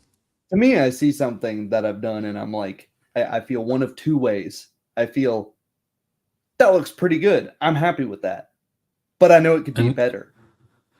Or I feel like that's crap, and why does it look like crap? What can I do to fix this and make it not crap in the future? yeah, But I guess a lot of people feel like, what do you mean? What do you mean my thing's crap? What do you I worked hard on it. And you have that whole, the whole Marxist labor theory of value. Maybe that's where a lot of it comes in actually. Because that's here the whole remind me what that is again. labor theory of value states that if I spent 20 hours making this awful piece of, stickman art, then that's Yeah. worth more than this beautiful, Michelangelo rendition that only took 5 hours because it only took him 5 hours. It's the labor Oh, that was okay. put into it that makes it work. So the guy that spent, isn't, since he was a toddler playing, 1D, role playing, it's automatically better. He's got 20 years of experience. Come on, man. And me, on the other hand, I don't have that much experience, so it's not. Don't pay attention to what I'm saying. Yeah, I get that a lot. Don't pay attention to the role player behind the curtain. Yeah, He's not even playing D&D anyway, so it doesn't yeah, count. yeah, and Yeah, I didn't know there was a name for that. I didn't know that the Marxists had a name for that. yeah, it's a labor theory of value. Well, because there's different economic theories of value. There's the labor theory of value. There's uh uh oh my Man gosh, hours? I forgot I don't yeah, that would be labor theory of value. or Um, just labor. I don't yeah, remember sure. the names. I know what they do, but I just don't know what they were Yeah, called. it's not abstract. Subjective theory of value. Subjective theory of value, which is something may be worth $500 to one person. One person, it might be worth $400. Another person, they wouldn't even buy it. It's worth nothing to them. It doesn't matter if it was made out of solid gold or if it took 500 hours to make. It's worth Yeah. whatever somebody says it's worth, and then you can use economic formula to determine like objective theory of value, where it's like, no, the materials and the labor and the average person on the street thinks that it's all worth this stuff. Most people don't even get that far. They're so tied up in discussions of, I don't know, what's the best class in Dungeons and Dragons. Did AD&D do the cleric better, or did fourth edition do the cleric better? Or do you like daily abilities, or do you like per rest abilities? And it's like, well, what are we? Vancian magic? Yeah, it's like, are we really having these? We've been having these conversations since before I was born, and I'm already tired of them. I feel like there's more to explore out here, but you poke, you point people to the fact that there's a there's a whole world outside the cave, and they go, no, we like our cave. Our cave's awesome, and there's not even anything out there anyways. Why would you point it out to us? Because they're horrified that they've been living in a cave their whole lives. Yeah, that makes sense. They can't accept it. That's my theory, anyways. That they become upset. Yeah, I used to upset people. Now I just say my piece, plant a seed in their head. It either does something or it doesn't. Yeah, yeah, And now we're going to start getting some videos of yeah. actual Hopefully, plays of role yes. playing. I hope so. I hope to I match wish I wish something. I wish I didn't delete my old YouTube channel because all of my role play stuff was on that channel. We'll have to rebuild. The channel I have now was my computer modeling programming Mm-hmm. stuff. Yeah. But when I looked at my artwork from like 10 years ago, it's kind of eh. So my artwork got better. Every time Yeah. I do artwork, it's better and better and better. Uh-huh. I can Yeah. quantify or I can qualify my Yeah. artwork, I guess is the word. Yeah. Yeah. There's things that people pretend are subjective, which totally aren't, right?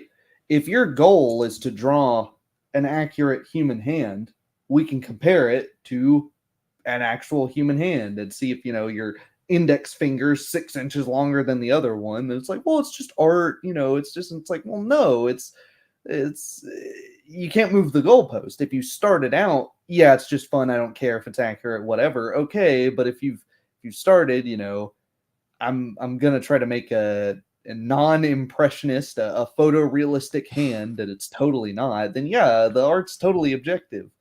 Yeah. Like Bad when I wrote comedy is my bad comedy. Does it make nobody laugh? Then it's terrible comedy, right?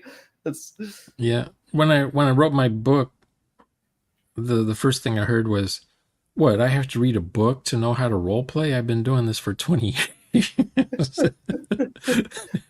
the same So thing. It's they don't bother to look at it it's the or they same don't thing bother with to watch my videos. it's the same thing with everything, right?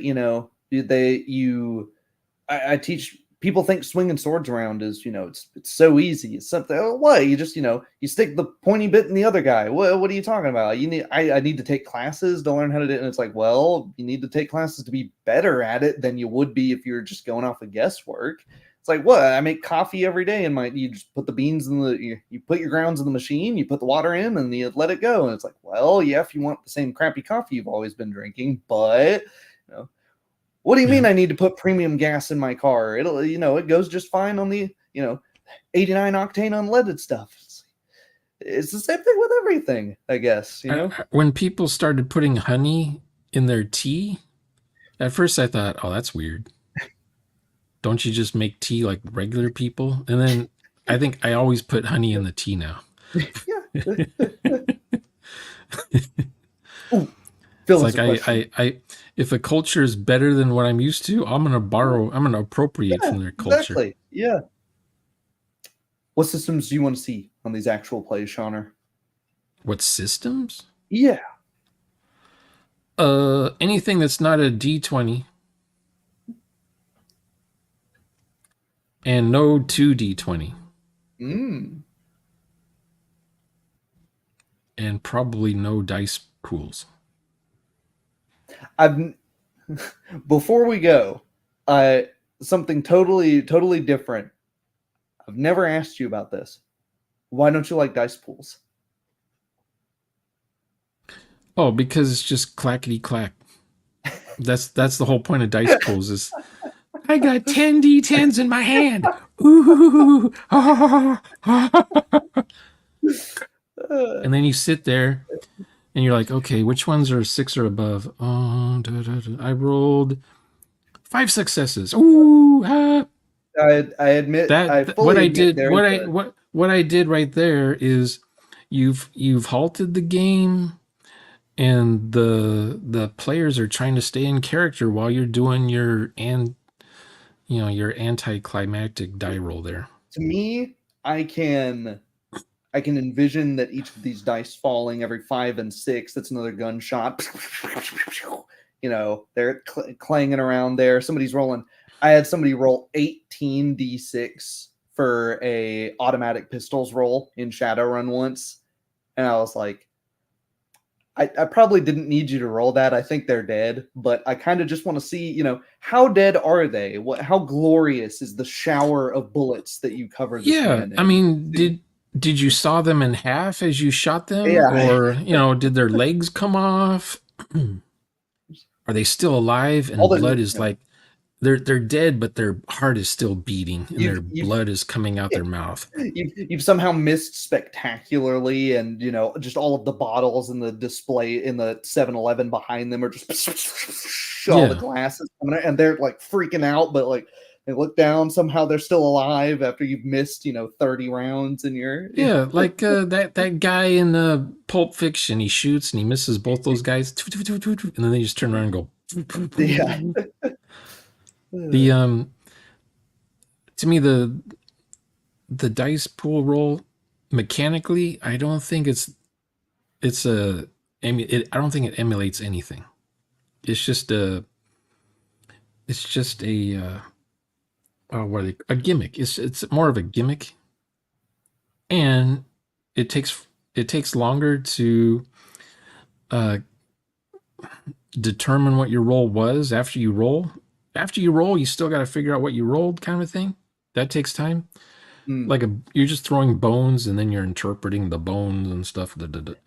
Yeah, I think you need to have dice where it's really easy to tell what the ones and the sixes are on, because it really becomes a problem when people are rolling like a bunch of different colored d6, and they're like, oh, is that the five's kind Oh, of worn out. yeah, It's kind of you worn have on to. that one. I can't tell. Yeah, you have to have the right dice Yeah, before you even do that kind of stuff. because like Now, in Do you have Sophie's dice? I don't. It's like Right. $3 or $4. I think I bought it for $3 or $4. Uh-huh. It might be on. It's on Uh-huh. Yeah. itch.io,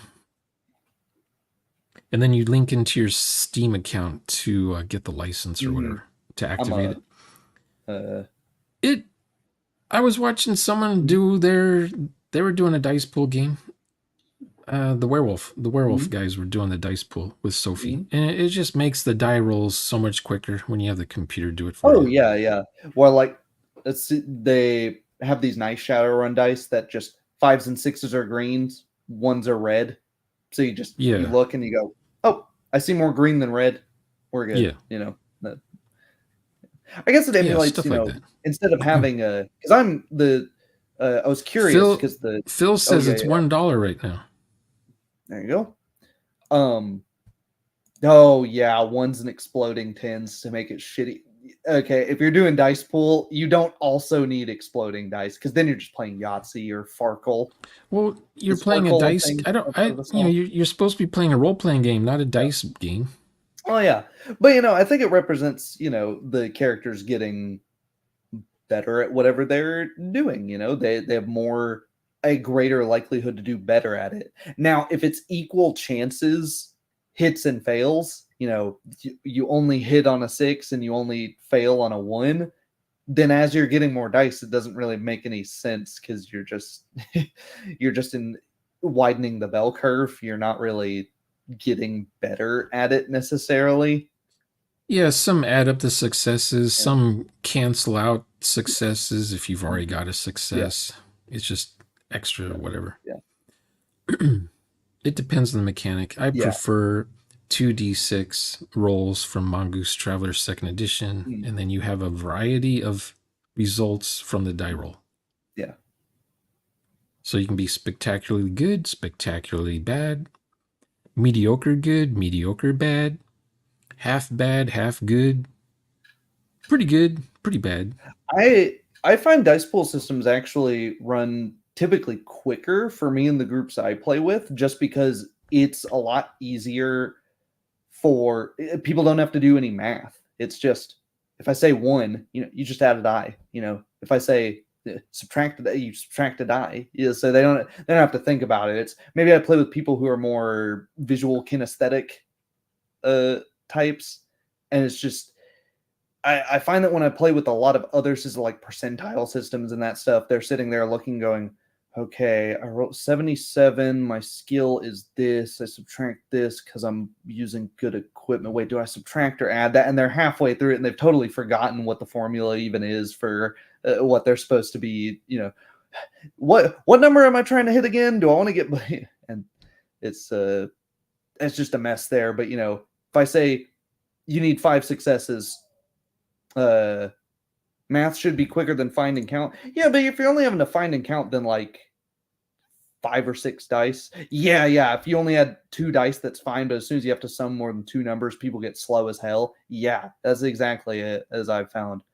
But people are just looking at 6 or 7 dice, and they're just seeing, I got 4 5s. I got 4 hits. And Shadowrun has an interesting. I guess I've lucked out because I've never run into players that take a while to add up 2 or 3 dice. Because I played GURPS for 5 or 6 years. I don't remember anyone having a problem. And that one, you add up all kinds of modifiers to your die roll. Yeah. And that one's a roll under. You're rolling under your stat or a skill of some sort. Yeah. Or stat plus skill, something. Mm-hmm. In Mongoose, it's your skill plus your stat modifier. And then you have modifiers for, do you have a scope on your rifle? Are you aiming while you're shooting? Were you running while you were shooting? That's a minus. Are you being shot at while you're trying to shoot somebody? Those. And Shadowrun has all the same stuff, but it's just you just add or subtract a die instead of doing the stuff, and then you can do. What I like about Shadowrun is if the dice start getting too ridiculous, you can just buy hits, and you can just say, instead of rolling these 3 dice, I'm just going to assume statistically I would get a hit. So, you have 12, you only need 4 to hit something. You can just say, I take my time doing it. I succeed at it, whatever the case may be. That way it's not every single time you run into like something that's routine for your character. You go, 1, 2, 3, 4, 5, 6. Yeah. Yeah, in Traveler, you can take your time. Let's say someone says, oh, it takes an hour to get this plumbing system working on your coolant for your cryogenics. Can you make it sooner? We don't have an hour to wait. And this, I can do it I'll do it in half an hour. Yeah. But then the difficulty's gone up a hair. Yeah. Or if they take their sweet ass time, it'll be ready tomorrow. Then it's going to be working when it's fixed. Yeah. You don't even have to roll. Yeah. See, if you role play, if the players are role playing, most of the time you don't have to roll dice. Yeah, exactly. The players have role played themselves into an interesting situation. Maybe they ended up bartering to get something done, and now they have to find the thing they're supposed to pay the guy back with. I'm sure you've been met with the abject horror of. Oh yeah, I think last time you guys don't roll every time it's your turn. Well, you describe a session and you're like, I think last session my players only had to roll like maybe twice in 4 hours. And they're like, what are you even doing? No. It's wrong. What 2 times the players roll twice an hour. Yeah. Each player. So if there's 5 players, there's 10 die rolls each hour. That's more than plenty of die rolls. Yeah. So a 5-hour session, technically your character could have rolled 10 times during that game session. That's a lot of die rolls. These are meaningful things you're rolling for. You're not just rolling for, I'm shooting at the wild turkey because I'm hungry. I wouldn't have them roll for that. If that's what they do, they grew up on this world, it's half the gravity of Earth, and there's wild turkeys, and they know how to shoot wild turkeys with that kind of gravity. And they got a special gun for doing it. Who knows? They're probably good at it. I don't make them roll for hunting their own food. Yeah. I don't make them roll to see if they perceptionize something in a neighborhood they've grown up in their whole life. Or if they're in like a desolate wasteland, then that's Yeah. ooh, Oh, when do you always make them a sand crab this is is right behind you in the desert. this is a topic for its own video. When do you always make them roll? Some people will say when there's a chance for failure. Some Oh, people will say when there's sanity rolls, strength rolls, mm, fatigue rolls. I guess I always have them roll for that. mm. Because they're doing something interesting, right? Yeah. I say when there's a chance for something interesting to happen because they failed or because they succeeded, right? If we're just rolling for the sake of it, then we're rolling at every corner. Up, you're eating a hot dog, roll to see if you choke on the hot dog. Then it's, Now, on my screen, over here on my screen, I'll have a little notepad thing with everyone's modifiers for their characters. yeah, So I'll look at the modifiers for all the characters. I won't even say, okay, everyone make a perception roll.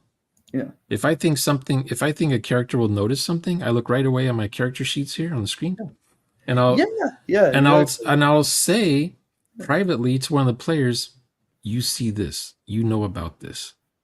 No one else notices this. If we're playing, direct messaging in StreamYard, which is some experiment I'll sometimes do, where you private chat to one player only instead of the whole group. Alternate outcome. Yeah, yeah, yeah. I tend to agree. If I'm looking at your numbers and it's just like, wow, you can't possibly fail here. I don't need to. Yeah, I don't need to roll the hit when we know you're gonna hit the thing. Yeah, just hit it. You kill it. Whatever. You got a gun put up to the back of somebody's head.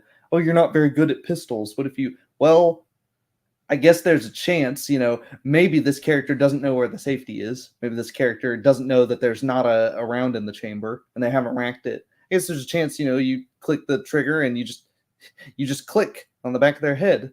But the guy that it's his pistol, he knows everything about it. He's been carrying it for, 10 years.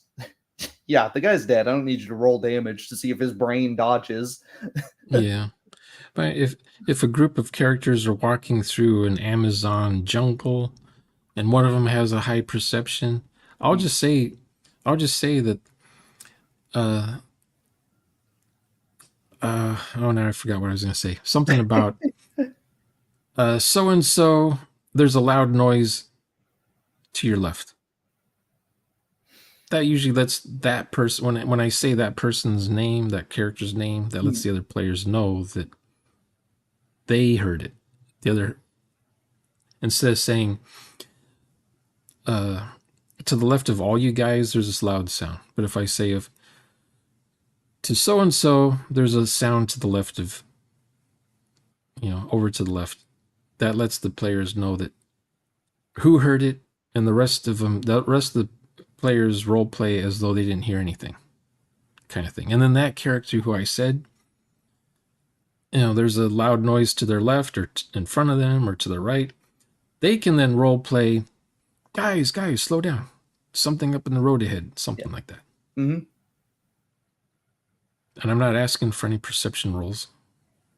I just say it because it's just an encounter. Yeah. I'm always thinking of encounters for my players. I've stopped asking for perception rolls too, because it's like either your eyes are open, man, or you're telling me I'm actively, looking into the tree line, or yeah. Well, do I hear it? Yeah, no, yeah. Now, did you ever do this? Ask your players to do a perception roll without thinking first why they're doing a perception roll. Yeah, and I'm guilty. I've done that hundreds of times. What I've ddone to fix that, everyone roll for perception, and then someone actually makes the roll. Yeah, and I'm like, oh great, crap, what do they see? Okay, hang on. What? I'm thinking, why? Stupid, Eh, stupid. Why did I ask for that? What, now I have to think of something that they, what something. I've Think up something interesting that they what discovered. I've started doing is I've started rolling the die before I say anything behind the screen, and then I go, "What the hell did I roll that?" I'm looking at a 13, and I'm like, "A 13 means nothing to me," and then I move on.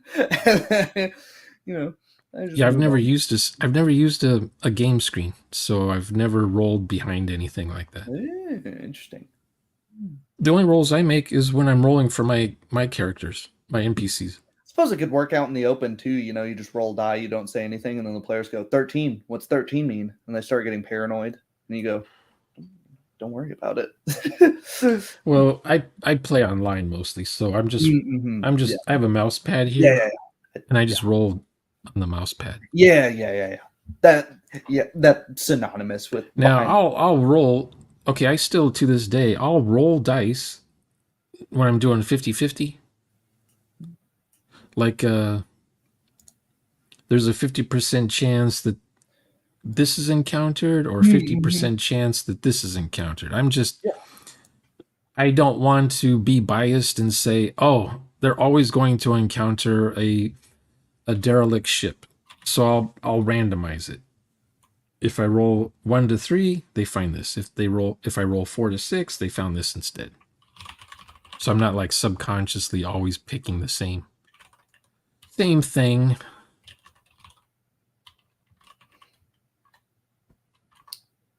Yeah. Well, anything else? Any closing thoughts on this? We covered a few topics as we tend to do. We can never when it's the two of us, we can never stick to one thing. We started talking about other stuff that we're supposed to talk on other topics, I'm guessing. Well, yeah. I I suppose But so. basically we're talking about Yeah. improving over the Yeah. years, Yeah. And the various getting ways better that both of us have done instead this. It's instead of just being frozen in time. yeah. And question and not just that, Or but also we don't do tradition. indignant that people are passing you. You're going 10 under in the left lane and you're honking at people when they're passing you in the right lane. How dare you? How Oh dare yeah, you go the speed the limit? person in the 67 Volkswagen bus that only goes 55. 59 or Yeah, 55 or if you something. if you're lucky. Yeah, and everyone's honking at them and they're like, What the hell, man? Uh, I'm a hip, don't honk at hippies. You don't honk at hippies. Ah. yeah. Yeah. I guess that's all I wanted to say on the topic. We Uh, survived.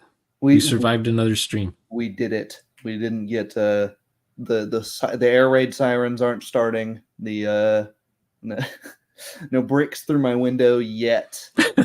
What? Where do you live? Don't you have a force? You don't have a stasis bubble you live inside of, or No. have you ever done that? Have you ever done? Oh, that's for another topic. Yeah. Yeah, I guess usually is where I plan other topics. Planning on making another hemo video. I said I was gonna make one today. Um, one of those. Okay, here's the thing. Yeah, Here's the thing. yeah, I don't know nothing about historical European martial arts. I watch your videos and yeah. I'm like, okay. I mean, it's I understand some of it, but I'm Uh-huh. not going to argue and say you're wrong. You're doing it wrong. But it's stuff I don't understand because I'm Mm, not. You know, I know kung fu. I don't know anything about weapons though. interesting. It was always you know, break his Your elbow, school walk away. always did unarmed. Yeah, Break this part of his yeah. The temple, orbital walk away. bone. Yeah, Break this part of his nose, push yep. this part into his brain, walk away. Break the rib cage, walk away. That's that, or kick his kneecap backwards. You know, make Oh his yeah, knee the bend oblique the kick. opposite. Yep, Walk yep. away. That's a good That's one. all we learned how to do. Because chances are they'll be writhing in agony instead of coming at you. Yeah, most people don't have a lot of go in them after they. My experience, the fights I've been in, you hit them once, and then they go, I don't think I actually want to fight this guy after all. They don't, they don't just keep coming after Yeah. you over and over again unless they're on Well, drugs or something. I used to street fight, and I Mm. realized that after the fight, I'm battered, bruised, tired, worn out. My clothes Yeah, are ripped, your body's not and I'm telling you any of that in the moment, but then it's like, why and did I'm you supposed do to be on a date going, that? to Yeah, some chick flick that yeah, night, and I look like I've been in a, I got, my knuckles are all bloodied and yeah, everything. yeah. So I Mhm. thought there must be a better way to do this. So I took kung fu. Yeah. It's Yep. like I said, I want to learn how to fight without wearing myself out. And Yeah. quick and short, not long and Yeah. dragged out. Yeah. Throwing Okay. trash cans at each other in the backstreet alleys and stuff. Oh man, yeah. I don't remember the context, but I remember I beat a guy with my book bag at one point. I don't have no idea how it how it even started, but yeah, that was a uh that I I want to say he Pallet started. jacks. You ever use a pallet jack against somebody? No, no. I don't usually use weapons against people. Weirdly enough, in like an actual fight, because I always have to be conscious of what kind of a fight it is because I've usually got a knife on me. I've usually got this on me, so Yeah, need to that's the thing. need to That's be the thing. wary. After a while, I was like, you know what? I should just learn how to shoot a gun or something. Yeah. Oh, Make and it that's even the other thing. quicker. The why are you even talking about how to use swords? You live in the South. I would just if you came at me with a sword, I would just shoot you. And it's like, well, I don't think I plan on actually fighting anybody. If I'm Yeah, fighting that's somebody with a okay. sword, Yeah, something's after a couple years, they started bringing out the spears and the swords and all that stuff and okay. nunchucks. Yeah, yeah, And I'm like, okay, whoa, whoa, whoa, okay. I didn't volunteer for this. What are the chances of me, being in an alley and they all have swords, that kind of thing? It's like, yeah, okay, yeah. I've learned all I can learn. I just want to know how to defend myself. I don't think I'm gonna run into any ninjas throwing stars at me and stuff. My yeah, And my that's my thing. I guess that's part of the social contract for HEMA is I go, hey, this isn't a self defense class. You're probably maybe if a guy comes at you swinging a 2x4 at you, that's your sword training's probably going to come in handy there. But yeah, yeah, lacking cardio. Whereas yeah, and fight specific cardio too. I had a guy come in who was he was on the swim team, phenomenal cardio as far as swimming goes. He's over there going, after swinging the sword around for a few minutes because it's not the same. Cardio isn't cardio. It's different kinds. Yeah, I never think I'll punch this guy. I never did much punching of people either. It's um, if you go to England, they'll come at you with a machete. yeah, I stay away from the subways in London. heard from my Vietnamese friend. They'll come at you with PVC pipes, with pipe fittings and stuff like that. Yeah, I they was have like, that backpacks with machetes. Yeah, and I was like, that's where, yeah, I was like, yeah, in those cases, yeah, the HEMA stuff that probably will help you. God forbid, but even in the treatises, they're like, God save you if you actually do get into a fight with any of this stuff because they're using blunt steel. They're not Yeah, killing each other for real. Back then, they're not using any protective equipment, so they're still concussing each other and breaking bones and all sorts of stuff. But they still had their limits. So yeah. Yeah, no, I've got a lot of requests from laymen that are like, I want to learn how to swing around swords, but there's no club and there's no real resources there's. unless you want to. I'm in a high tech world. They don't have swords. Yeah, yeah. And unless you want to start digging through, translated Old High German, like, then yeah, eh, there's not really great resources for it. And I'm like, I'll try my hand. I'll try my hand at explaining it. I've taught, a few. I've been teaching for a few years now, and I've got a lot of people coming back, so I must be doing something right. Was there a guy on YouTube? His name was Lindy or something. Lindy Beige, yeah. Mhm. Yeah, is he still around? Yeah, I think so. He doesn't do a ton of HEMA stuff though. I used to watch his vids back when he Yeah. did D and D, and he would compare D and D fights with real fights. Yeah, yeah, he had some interesting stuff like That was like that was like 10 years ago. 2008, Yeah. Oh yeah, 2009. even more. Yeah, yeah. I didn't know if he knew what he was talking about, but he was the only one back then talking about it. Hit or miss. It's hit or miss. I actually did a video response to one of his ancient videos a couple months ago. It was on dual wielding, and I was like, well, yes and no. Um, yes, he way slowed down the output of his vids. He started working on a graphic novel that got a bunch of money and is in development hell and is never being finished apparently. And Oh, that's not good. yeah, You don't want to finish your internet famous by doing that, yeah, because people will always remember, oh, you took my money and never delivered. yeah. So yeah, very hit or miss. His leftism, really. I remember him being a outspoken Yeah, opponent of global warming, he as in it's not a well, thing. he suffers from Trump derangement syndrome, Really? but most I, of those guys do on that other side of the pond. yeah. Mm, I don't know. I remember a lot of his early, like he has a whole video that's like "Let's laugh at minorities." It's he has some very, I don't know, not mm, He was doing Monty Python type stuff. yeah, uh-huh, yeah. And speaking as a man in the street, and then a car runs him over, poof, that kind of thing. He does those little jabs that I find very annoying. Yeah, I guess that's isn't that Well, just being British though? I haven't watched him in 10 years, so I have no idea if he's. I unsubscribed to him after he had this. I don't know. When he did upload stuff, it was a lot about like the modern stuff that's going on in Ukraine, and it's like I've got I don't care about your take on that. You're an archaeologist, that's your trade. What are we, not saying that you can't talk about it. I just am not interested in hearing it. I follow guys like the Chieftain who served in Iraq. He knows stuff about modern warfare. I I'll get my information from him, and when he's saying stuff about modern warfare that's different than what you're saying about modern warfare, Oh, I trust him instead. yeah. If some guy's watching RT or The Guardian, Yeah, yeah, it's like I don't care what they have to say. yeah, Or exactly. if they get all their information from the BBC, I don't care what they have to Like, say.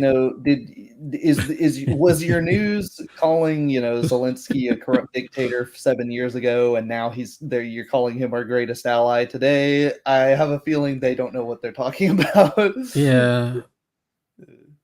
As far as Ukraine, both news medias on both sides are corrupt, and you Yeah, can't trust anything they say.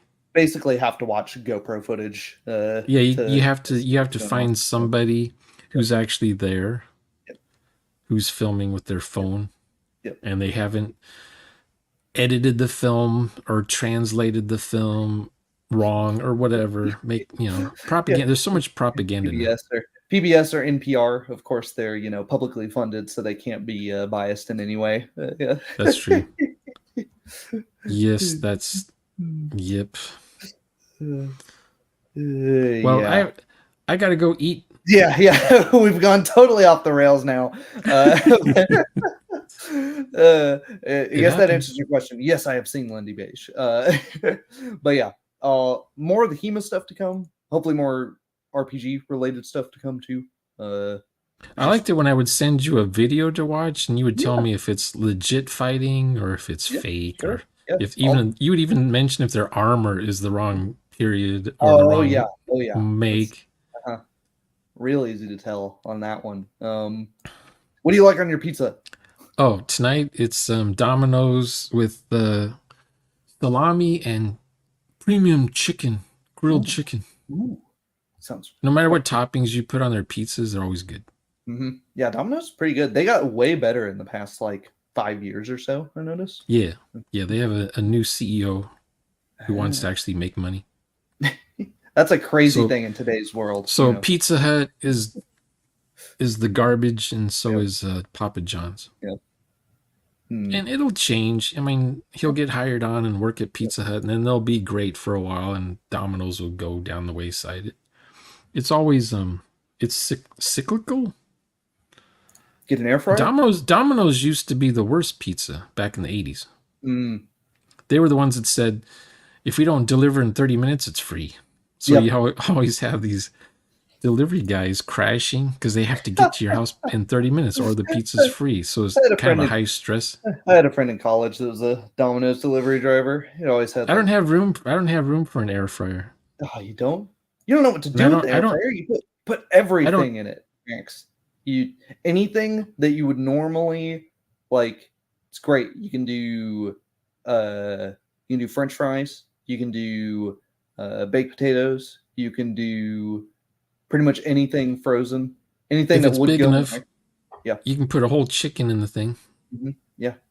You get anything you want crispy, anything you want Popcorn. to, yeah. Yeah, you could do popcorn. Yeah. All sorts of stuff. It's replaced. I don't even own a microwave anymore. It's just all air fryer or the stove. You don't eat potatoes.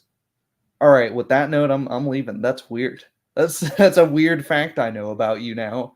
Don't eat potatoes. All right. Now, French fries. Here's the trick about French fries, right? They've Mhm. already been cooked for you. Oh yeah, the pre-cooked ones, yeah. I mean you can make your own So though. all you have to do is cook the outside when you get Yeah, French fries. yeah. The inside's already cooked. So Too it's much twice carb. cooked. Oh, you're an evil carb person. I see. I like carbs. I need all the carbs I can get. I don't care. I don't like peas and I don't like lima beans. Come for the RPGs. Stay for the carbs. I don't know. I'm terrible at signing off on things. Well, I'll see you all some other stream, some other video, some other time.